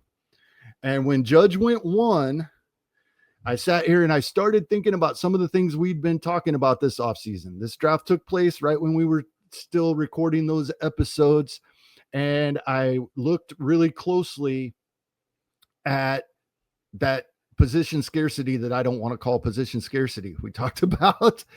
And I decided in this format, right? Standard Yahoo league, 3 outfielders, no middle, no corner, all that good stuff, that I didn't need a shortstop with my first pick. We've talked about it in the past. Sometimes I do draft an early first baseman, but we've talked about it a lot. Definitely don't need to. And I absolutely love Shohei Ohtani, and he is my 1-1. But just if I were drafting this team and taking position scarcity into effect, then I'm probably not taking a UT guy, because he was split hitter versus pitcher in this draft. Right. Yep. Yeah. So I went Juan Soto, the second overall pick, and I'm seeing he's moved up to 4th overall now in ADP. But when you take position into it, and you just said it, we need more outfielders. And I was looking, the only way that looking at it from this angle that I could get away from Juan Soto as my second overall pick, is if I went Jose Ramirez because of third base. Sure. If I bumped a second baseman all the way to the second overall pick, and none of them are worth even close to that. Right. And so I don't think it's absolutely crazy to take Juan Soto second overall. Then I did get my second and third baseman with the next 2 picks there, not intentionally. I took the ones eligible at both, and then the other second baseman was still available. But the whole reason I wanted to bring that up was you mentioned the outfielders, and I think that is something I'm taking into account. Yes, the mid-round guys and in season, I think outfielders are pretty easy to find, because in season, almost anybody we're going to find is going to be a platoon player, and there's tons of platoon outfielders, so we can find them. But as far as drafting, and I think it gets, when you're talking your first and second outfielders on your team, whether you need 3 or 5, but your first and second, I think that dries up a little quicker than we think. And I had absolutely no reason to take a shortstop or a UT guy there. So I bumped up. Like I said, it would have been Judge, but when Judge got taken, I still felt I wanted an outfielder. The only legitimate thing I would have done doing it along these lines is bump Jose Ramirez to that point. And he has went as high as third in a draft. One of the interesting things that the PLV projection sheet does, instead of doing auction values, is they calculate a 5x5 value proxy. So just a scale of what looks like, basically, I think it's like 20 to negative 20. And if I filter out just the outfielder eligibility, here's the one thing about the PLV projections is that the position eligibility is, I mean, outfield, it doesn't matter too much, but Kyle uses a Yahoo eligibility to filter out that. So there's a lot of extra players. Outfield doesn't matter that much, because if you're an outfielder, you're an outfielder everywhere, right? With the exception of guys like Kyle Schwarber and Marcelo Zuna, who still have outfield eligibility in Yahoo, because that was the last position that they played at the major league level. And Yahoo refuses to give anybody a UT only designation except for Shohei Ohtani. But that's whatever. That's not here nor there. What's nice about the 5x5 proxy is that you can kind of put guys in tiers, and then you can see how big each tier is. So if you want to make the tiers like 5 points each, 3 points each, whatever, but there's only 2 guys that have a score of 10 or higher in the outfield position. That's Aaron Judge and Juan Soto. After that, in the, to guys that have a score between 5 and 10, if I'm just clumping these by 5, we've got 1, 2, 3, 4, 5, 6, 7, 8 guys, from Kyle Schwarber down to George Springer, for just, again, based on projections. Now, want to lump the next 5 after that, there's a whole bunch more. To that point is that cliff is at the top of for outfielders. Right. And to your point earlier, it's like there's, the herd thins out quickly. There are a lot of them, and they all do the same thing, or at least projected to do similar enough things. But the top tier outfielders are not a dime a dozen. And so we talked about this last year, I think, maybe it was the year before, going into your draft. So like we think, it was 2 years ago, outfield thins out very quickly in a 5 outfielder league. And I feel like we didn't feel that strongly about that going into 2025 drafts. I think we're going to feel very strongly about that going into 2026 drafts. Yeah. I can't remember if it was a mock or the 50 I did. Somebody went in their first 5 picks, 3 outfielders, 2 pitchers. And the more I looked at it, I was like, their team ended up strong. Okay. Like, it seemed kind of weird. But then as it unfolded, I was like, that seemed to have worked out. Yeah. Yeah. I mean, and these guys that are, in the outfield, you're just quarter infield, corner outfield are the traditional power positions, right? And at least based on these projections, there's just not a ton of power in the outfield in general. So you're getting that power traditionally from the corner spots instead of the corner infield spots rather than the corner outfield spots. With just not a ton of guys projected to hit that 30 home run mark, which is kind of like where that sweet spot, right? If you're looking for power, you need somebody who's going to hit you 30 dongs on the season so that you can feel a little bit more comfortable about that category. All right, well, Kevin, man, geez, I'm not looking to do another. We're not going to go past hitters. Maybe we'll do projection comparisons on pitchers on the next episode. But I think that was pretty much a good synopsis of outfield. We still got 2 infield positions to hit up if we're not even counting catcher, because it's technically not an infield position. Shortstop, anybody stand out besides the fact that everybody and their cousins seem to be eligible at shortstop and nothing else? Yeah, as usual, deep, top heavy. It doesn't mean weight, I don't think. I think you want one of them. It doesn't mean you have to take, one of the top 3 or 4, but we get down in our mock that we did together. We were surprised when we took Perdomo as a second shortstop just because he was still there. Right. People really forgot about him. I've seen him go in the 4th round. His minimum on the NFBC right now is listed at 5th round in a 15-teamer, but I've seen him go 4th. But that's as the 9th. He's the 9th shortstop, and it's still that early that he's being drafted, right? Abrams, Betts, Neto, Trey Turner, Gunnar, Lindor, Ellie, Bobby Witt Jr. in front of him, right? Then we have the injury concern, Corey Seager, Jeremy Pena, maybe Trevor Story. I think I could get there with Trevor Story. I think that's the end. If I'm going below that, I probably want him as my middle, but I'd be happy with any of those guys as my starting shortstop. I take that back. Dansby Swanson can be my starting shortstop as well. So yeah, deep.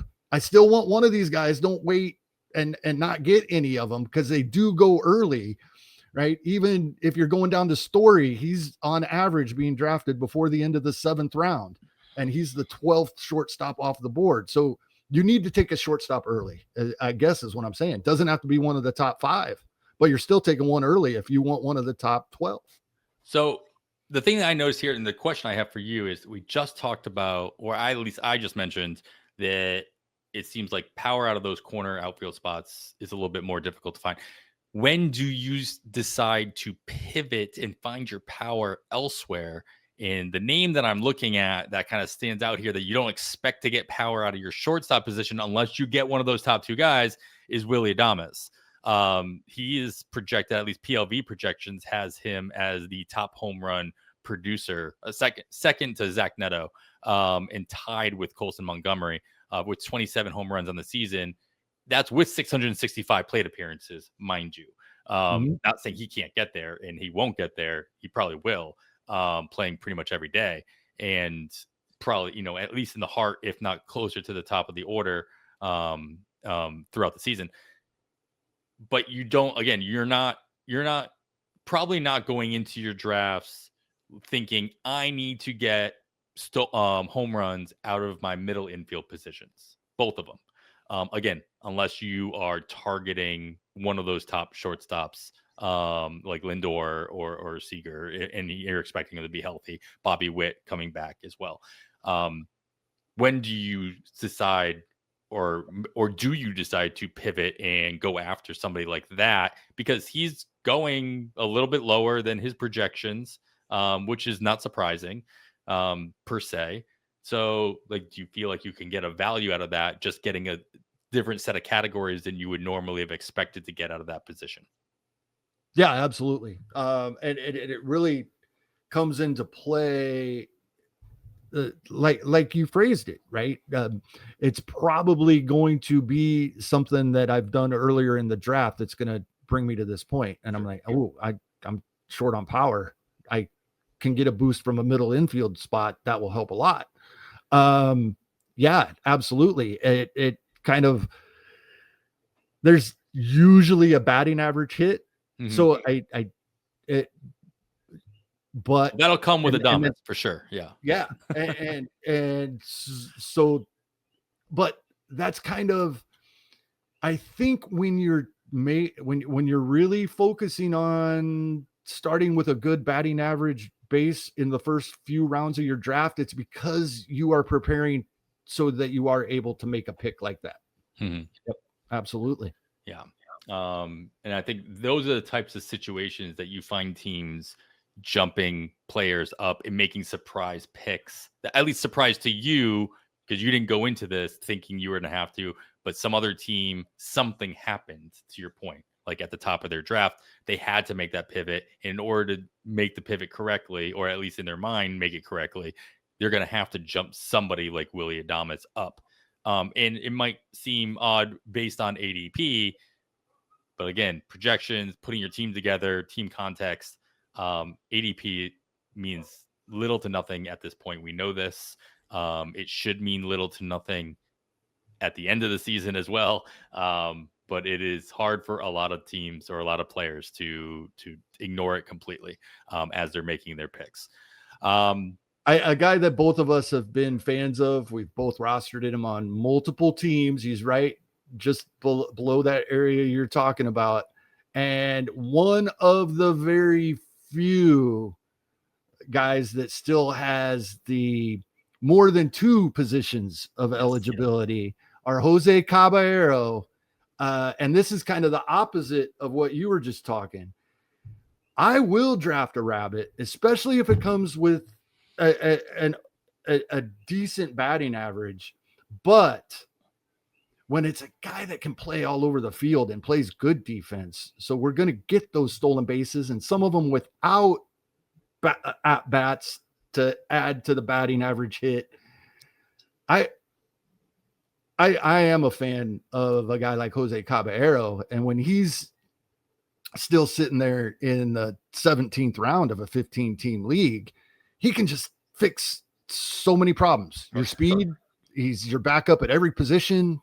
What do you think of this spot? 244 over the last few weeks in DCs. It's right in the mid 200s for Caballero. I think we talked about this, maybe just you and me, but I like Jose Caballero over like Chandler Simpson for all the reasons you just mentioned. And it's because I think he has the opportunity to get just as much, if not more, playing time in his situation with the Yankees with all of that position eligibility than Simpson does playing, center field for Tampa Bay. And we already heard he's not going to be the starting center fielder. He could still be the starting right fielder, I guess, or even left fielder. But there's a lot more. He's going over 100 picks earlier. Exactly, and that's the point. With all that extra position eligibility, he very well could steal more bases than Simpson. He's going to just I like Caballero's situation, and like I said before, I expect him to be the opening day shortstop. He probably won't hold on to the position all season long, but due to injuries for Volpe and coming back from that, I don't think he'll be ready for opening day. That being said, he has an opportunity to kind of prove himself and hold on to a everyday gap filler position to get. He's not going to get 600 plate appearances, but he can get closer to 500, and I wouldn't be terribly surprised. Plus, he's also the type of player that we talk about all season long, that he adds value even on the team's bench, because he will be the first one off the bench as a pinch runner. He will score runs even late in the game, and you get that stolen base on the days he's not starting. So yeah, I like it. I'm a big fan. I think if I have an early pick and I'm able to start my draft with an Aaron Judge or a Shohei Ohtani, Kyle Schwarber, Cal Raleigh, those guys we talked about earlier, projected for the 40 plus, then Caballero becomes a target because he really killed the biggest thing Caballero hurts is your RBI. The other things he can, they're still not great, but they're not as bad. 20 something RBIs for a guy, if you leave him in your lineup all season, is bad. So you need one of these big power bats. If I get one of the elite power guys, Caballero becomes a target and I bump him up a round or two, I think. Sure. But I mean, yeah, but even as he's going right now, as you mentioned, what is he at 240? Yep. ADP, like this is still technically a starting roster spot. Yep. But he doesn't, you can draft him as a starting roster spot, but you can plan on having him be the first man on your bench as well. Right. Yeah. At this stage, you can afford to get him at ADP or even just slightly above it, and not expect him to be, and then fill in that starting spot with your 350th pick instead. All right. Any other shortstops specifically that stand out, or you want to move on to third base? No, I am a little. I knew it would happen, but when we got, I knew he wouldn't be that late, but I did get hope when we got Perdomo as late as we did early mock. It would stick. I was hoping he'd be a little closer to that range, but I knew it wouldn't be the case. Yeah. All right. Yeah. Third base. I mentioned earlier that it's not, you don't feel that great about third base, but I mean, just looking at PLV projections, it's not that it's top heavy. It's the opposite. It's like like the top 20 guys, not saying they're all exactly the same, but like from, at least PLV projections, what is this top? I'm not going to do math. It looks like the top 20 guys are all 70, 20, 70. With the top guys maybe being 80, closer to 80, 30, 80. But no, besides Jose Ramirez, who's in a league of his own, Jazz Chisholm also in that top thing, but everybody else projected to be pretty much the same guy. So does this force you to, I mean, do you agree from what you've looked into? And does this make you just do the same thing you were talking about with first base, where I'll just take whoever's available toward the end of this grouping? Yeah, kind of. I think there's, I think third base, like you said, it's not as top heavy. If you are somebody that thinks Austin Riley is going to have the big bounce back and belongs in the top tier, that really only makes 5 of them. Sure. Even the big Royals fan I am, if I can wait and get Michael Garcia, towards the end of the 6th round where he's going on average, that's pretty nice. I wish we'd have seen a little more Bregman at the end of the year, because I like that price as well. And then, I want to know where Bregman's going to play. Right. But it's just, then there's things I like about all of these guys, and they're not even going close together. There's big gaps between each of these guys. Noelvi Marte, I have interest in. Jordan Westberg. It's 2 rounds until you get to Matt Chapman as the 11th third baseman being drafted.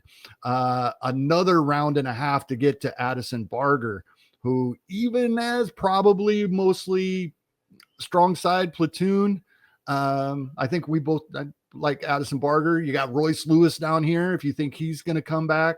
Isaac Paredes. So, and then still our Jose Caballero we just talked about, Brett Beatty and Mark Vientos we talked about earlier. So yes, I absolutely am. If I don't get Jose Ramirez, Junior Caminero, Manny, if I don't get one of these top 4, I'm probably not getting one till after pick 200. Yeah. Seems to be the case with a couple of these positions we're talking about. Yeah. Nobody's projecting him because he's not signed anywhere quite yet. But Munetaka Murakami was posted, and we're waiting on the results from that posting. But he is. You expect him to play? He's got third base eligibility going into drafts. Do you expect him to stick at that position, or do you think he might gain some first base eligibility in the right circumstance? He did play a little bit of first base last year in the MPB, but overall thoughts on Murakami. I was excited about him 3 years ago, and to be honest, I haven't put any thought into where he'll play or where he'll be in the lineup just due to those strikeout rates. I have zero interest. I said that's rare. I'd almost never say that. I'm not even looking at him with those strikeout rates. Yeah, and I could be wrong, but yeah, I mean, again, there's no projections unless you're really into trying to translate those stats. What do you think his strikeout rate would be projected moving to MLB? Would it be projected at close to 50%? I think it'd have to be. I don't think this is one of those situations where you hope or you expect the people or person making the projections, the algorithm spits out something, put their thumb on the scale a little bit, right? Yeah. If your numbers say 50%, come on, like just edit the cell on your spreadsheet and just put that one in as a manual. Maybe that's my rule. If I would have to do that, that's what it takes to take a guy off my board, because I really don't like taking people off my board completely, but this is close. Yeah. I want. Where's the opening? Where's he signing? Like who's throwing that number out at that kind of a project? I mean, I don't even know. I mean, I haven't heard any rumors. I haven't seen anything either. I haven't either. Oh, this is obviously the Dodgers kind of going to go after him. Type of thing. Right. And the guys that come over from Japan and South Korea, we typically we go West Coast and we go Yankees, right? Mariners, Giants, Dodgers, Yankees. All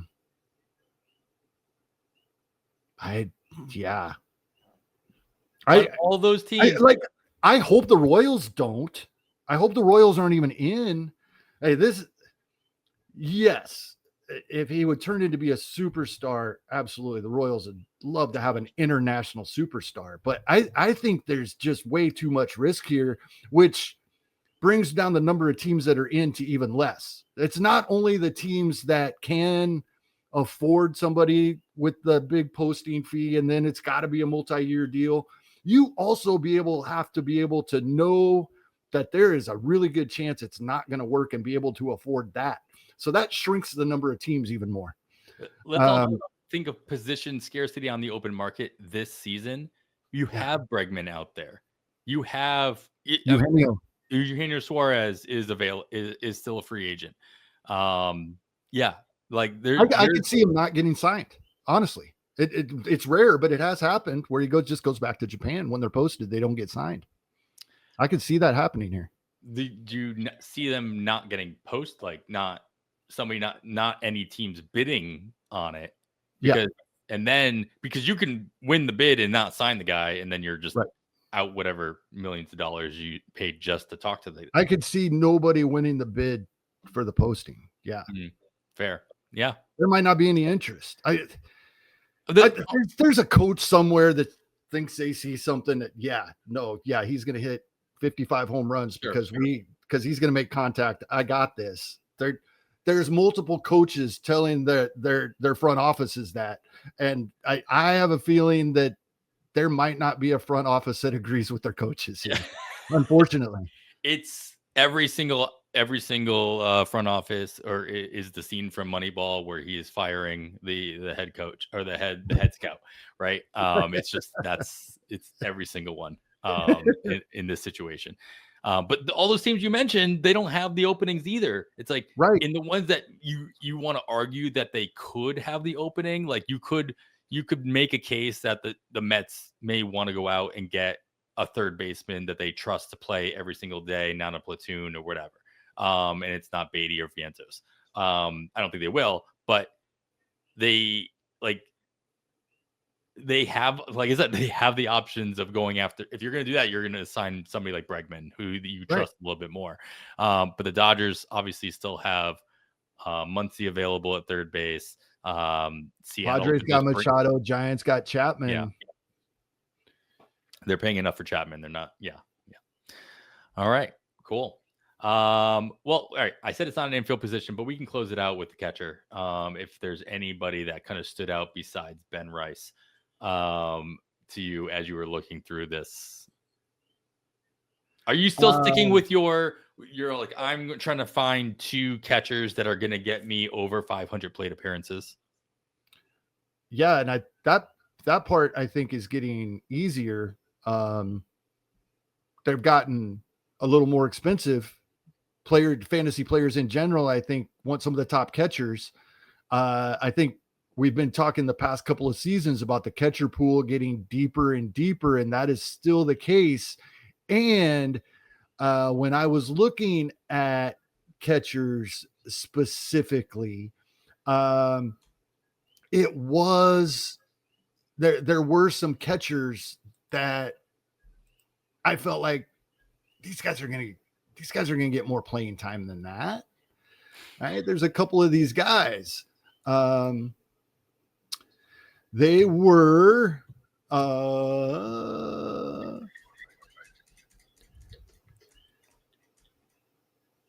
we've got PLV projections has, I think I just counted and I forgot the number, but I think it was 16. There's 16 catchers projected to have 500 plate appearances or more.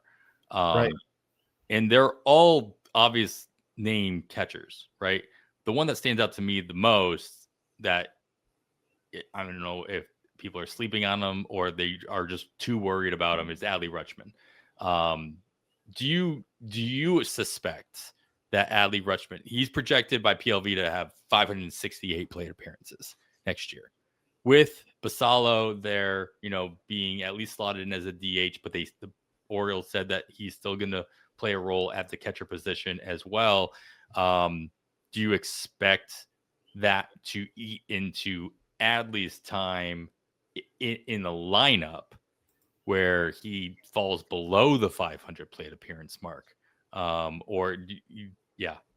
Your overall thoughts on Adley Rutschman, either by his projections or just your expectations? I think I have not been in on Adley Rutschman previously, but I think now I am because he's dropping further. I don't think he's going to lose a little bit of playing time when healthy. However, I can absolutely just see him, and I could see him and Basallo just switching back. An off day, they're still DH, right? I could see Baltimore making that move. So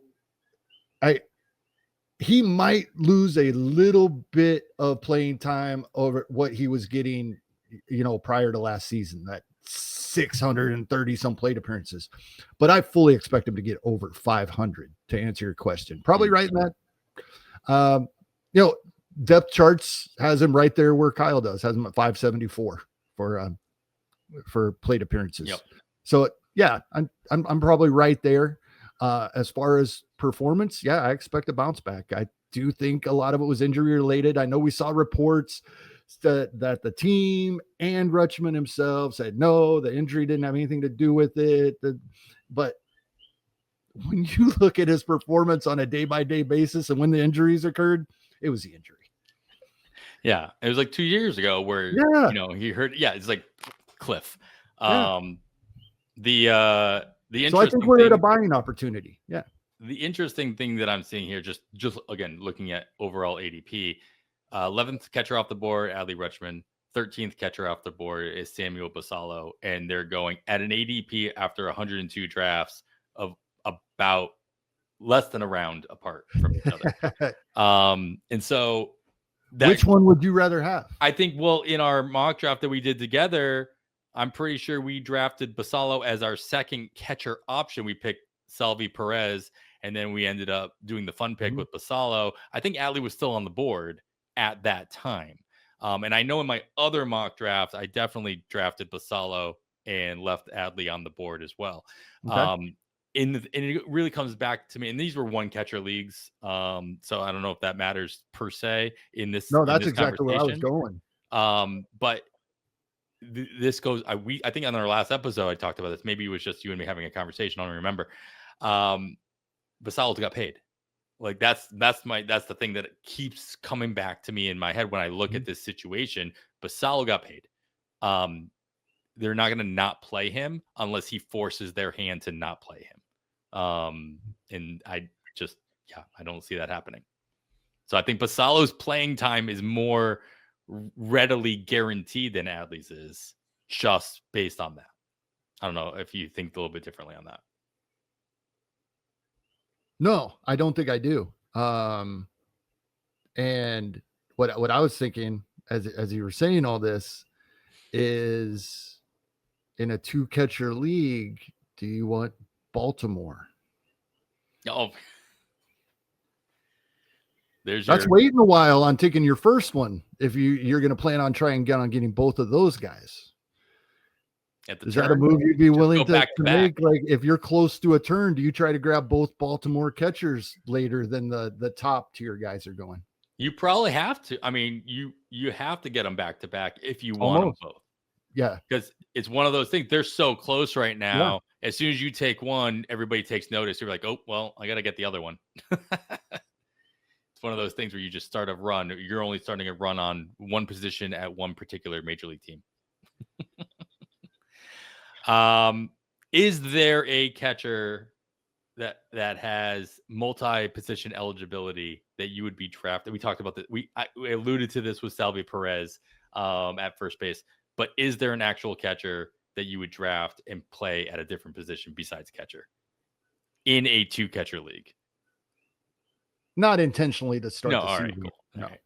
Just want to make sure. No, I'm not missing something. Then there's some catcher's pretty deep, because there's some guys we still have some belief in. I think, at least I do. Sure. And I know there's some other people that do, going quite a bit later. Bo Naylor is being drafted as a starting catcher in a 2-catcher 15-team league. He's the 28th catcher being drafted. I know there's still some hope for him for some people. A guy that was so good 2 years ago and then just couldn't hit last year, but is such a good defensive catcher. He's still going to get run out there, that if he brings it back, he's not being drafted as a starting catcher. Patrick Bailey is here. He's the 36th catcher being drafted, close to pick 500 on average in drafting holds. I would have to look a little closer, but I think it's going to be mostly Freddie Fermin in San Diego too, and he's not being drafted as a starting catcher right now. We were drafting him as a starting catcher in fantasy when he wasn't the starting catcher for the Kansas City Royals. I think he's the starting catcher for the San Diego Padres, and he's not being drafted as a starting catcher. So that's a big one for me as well. Does even Herrera get catcher eligibility back?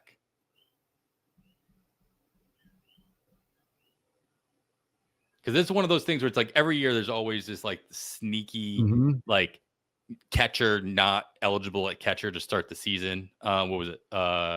Langoliers, I think, last year or the year before. Or I'm thinking of somebody else. But either way, there's always somebody. Right now it's Ivan Herrera for St. Louis, slotted in as the starting DH on roster resource. Pedro Pages being the starting catcher, but do we is that going to hold? And or I mean, he just needs 10 in season. Does he get 10 games early on at the catcher position to cash in on that position eligibility? I think I'm remembering this correctly. When Herrera came back, he came back a little early. He was still banged up and he went back to the IL, but it's nothing catastrophic. Wasn't a huge setback. He probably just shouldn't have came back. It was a little early. Am I remembering that correctly? I think Herrera gets catching eligibility back. Yes.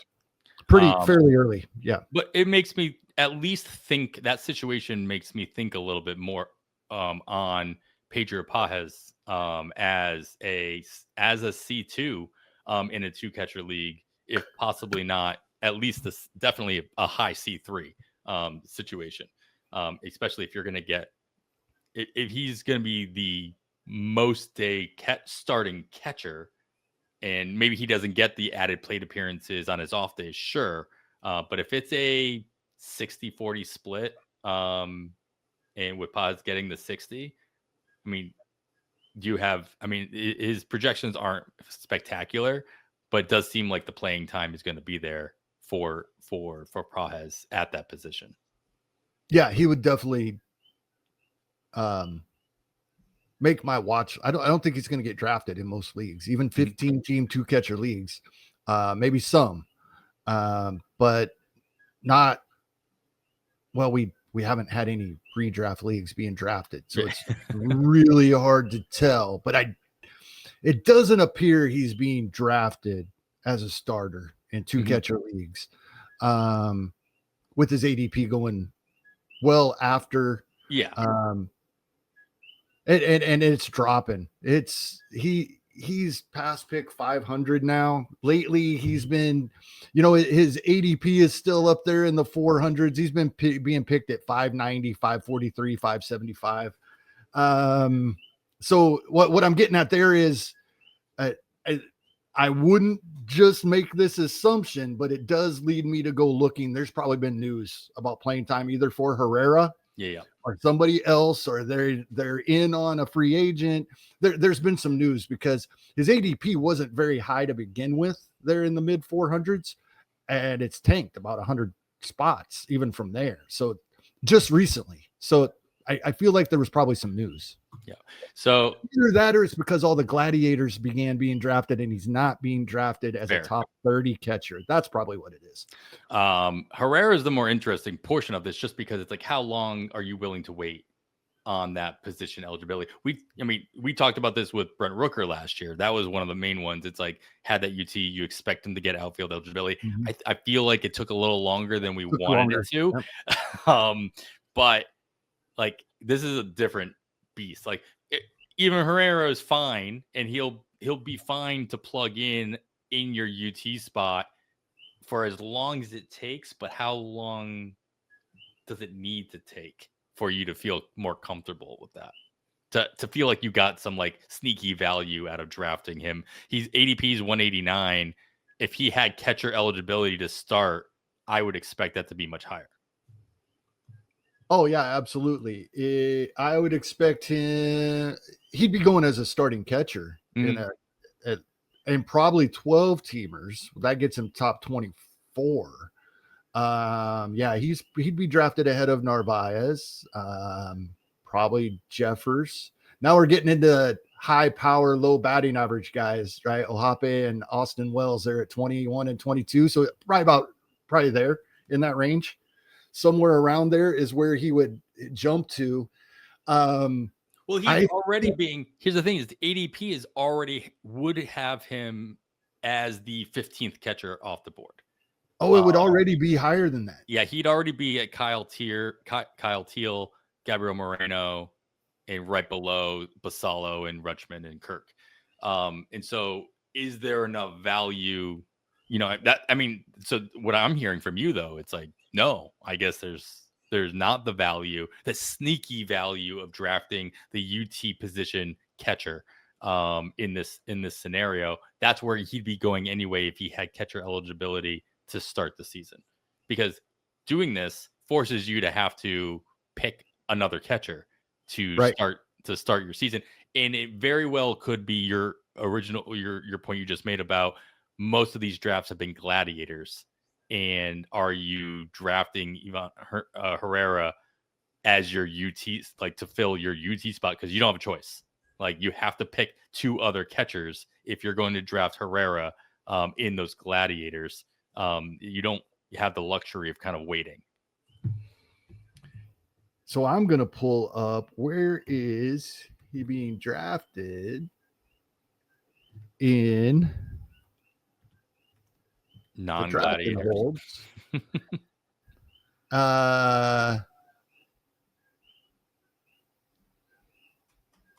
Even earlier?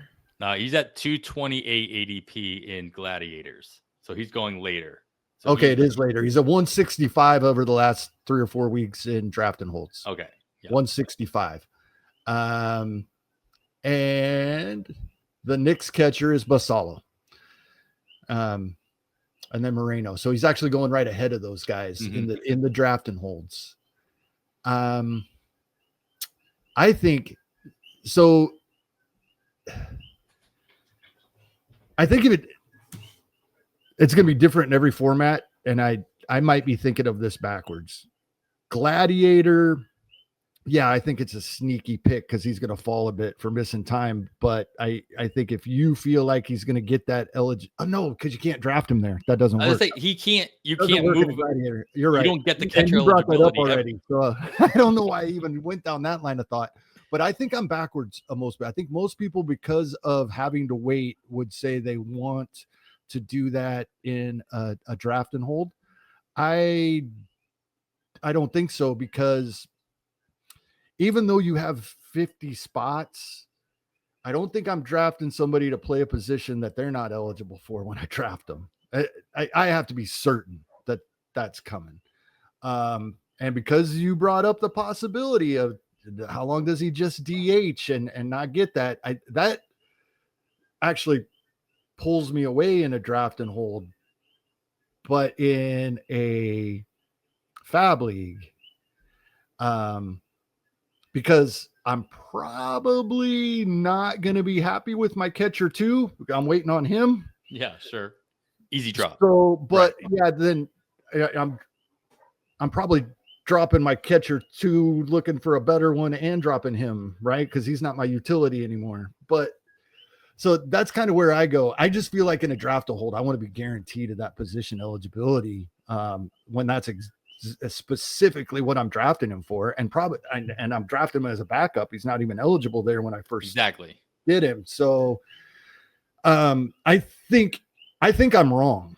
I do. I think I'm thinking about this completely backwards. I think the people that would rather have him in a draft and hold is the right way to do it. For some reason, I'm just hung up on that, not having the eligibility when the thing is that you're drafting him, to your point, as either a C1 or C2 at that draft slot. And so you still need a C1 or C2. Are you still going to use another high leverage draft slot to fill that That's position? The problem. And if you don't, you're missing out on what could be at least the first full month of the season with a C3 filling in as your C2. Yeah, if you're lucky. So I think we're probably going to find that we expect him to get that eligibility really quickly, and then this conversation changes. He needs 10 games. He needs 10 games. And at the catcher position, that takes longer than other positions. You don't just play 10 straight games at catcher. You get 10 games at catcher, especially when you're not even expected to be the quote everyday starting catcher for the entire season. I don't think he gets catcher eligibility at least until the end of April. So I think you're going at least the first month of the season without him having catcher eligibility in most leagues, except for Yahoo. He probably still has catcher eligibility. He's being drafted too early for me to take that chance. Sure. I think this is the kind of guy you want to grab late, right? But he's still being drafted as a C1 in 15 teamers. That's what stood out to me. Yeah. Cool. Anybody else at the catcher position? One thing I have noticed, I think it is because of this depth. It's been kind of a new thing over the past few seasons to take elite catchers a little earlier. People are backing off on that, except for Cal Raleigh. Cal Raleigh, I've seen go in the first round. Not surprised, but definitely is not making it out of the second round of any draft, barely making it very far into the second. But then the second catcher off the board is late fifth, early sixth round in some drafts. Not all of them, but I've seen that in some. And so, I've been very happy in the drafts where he does fall. William Contreras is still there, sixth round. I was drafting him in the third round last year. I think I took him in the third round of a mock this year. So yeah, I know the power was down a bit. He was banged up and a really, really slow start to the season. But for most of the season, he was exactly what I expected with a couple less home runs. I really like that batting average, all the plate appearances.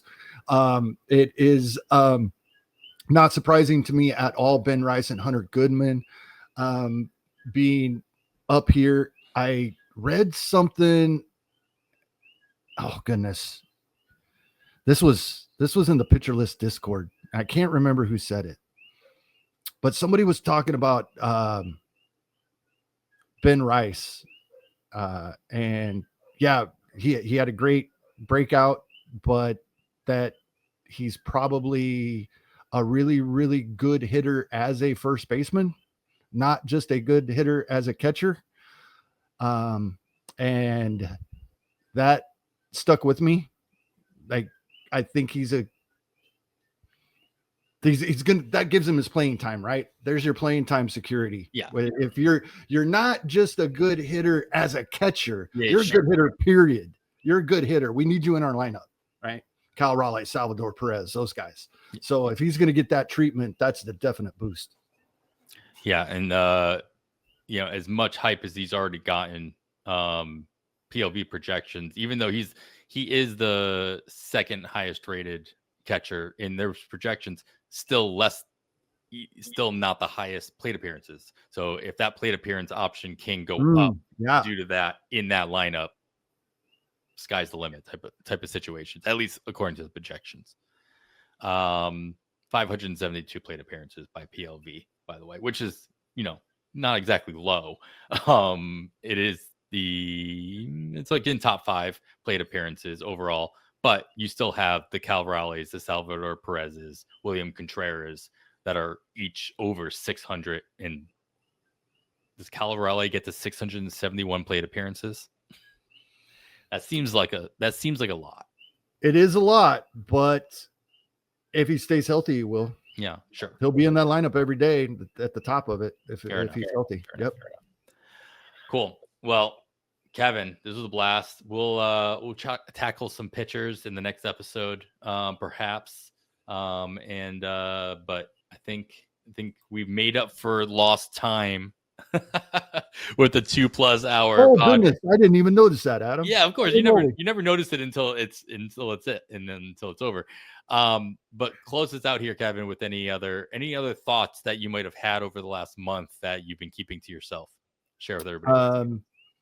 Yes, because I have been doing that, and I carry my little notebook to jot things down, and then, but I have learned so much in these little over 2 hours because we're talking about it out loud, right? Talking things. Most of what we talked about, we already had in the notes, but we're still looking at things a second, third time as we're doing it and talking. Yeah, this is the time of year where you can call up your buddies that are in the same league as you. You're not drafting yet. You can start talking players. These conversations are great, right? That's what I'm getting at. There's a difference between following the groupthink and doing some brainstorming together with other fantasy players, and that's a really, really good thing. The talking thing through things, I think. Yeah, perfect time of year for that. So that's what I would do right now, and I do. More options. I call up my buddies, and we start talking about if our draft that isn't until the end of March, if our draft was today, who are we taking? There's your conversation starter. Have a good time. Wish them a happy holidays, and you're on your way. Yeah, there you go. And then that's what the group chats are for. That's what absolutely. That's what the Discords are all for in a broader sense. But yeah, the conversation. I'm in too many Discords, Adam. I sent you a message to a different Discord, and people just started replying to the message as if it was to. Perfect. You don't need me. Yeah. We'll talk about this. And it was specifically to you. One of the replies I had for you today. That's too many funny. Discord pages. Yeah, there's too many servers. All right. Well, this was awesome. But that is going to do it. We will not wait a whole nother month for another episode. So Keep tuning in wherever you're listening to your podcast. If you're watching us on the YouTube, we appreciate you doing that as well. But that is going to do it for episode 239. Yeah, 236. Wow, I'm getting ahead of myself. 236 of On the Wire. I am Adam Howe on behalf of Kevin Hasting. Thanks for listening, and we bid you goodbye.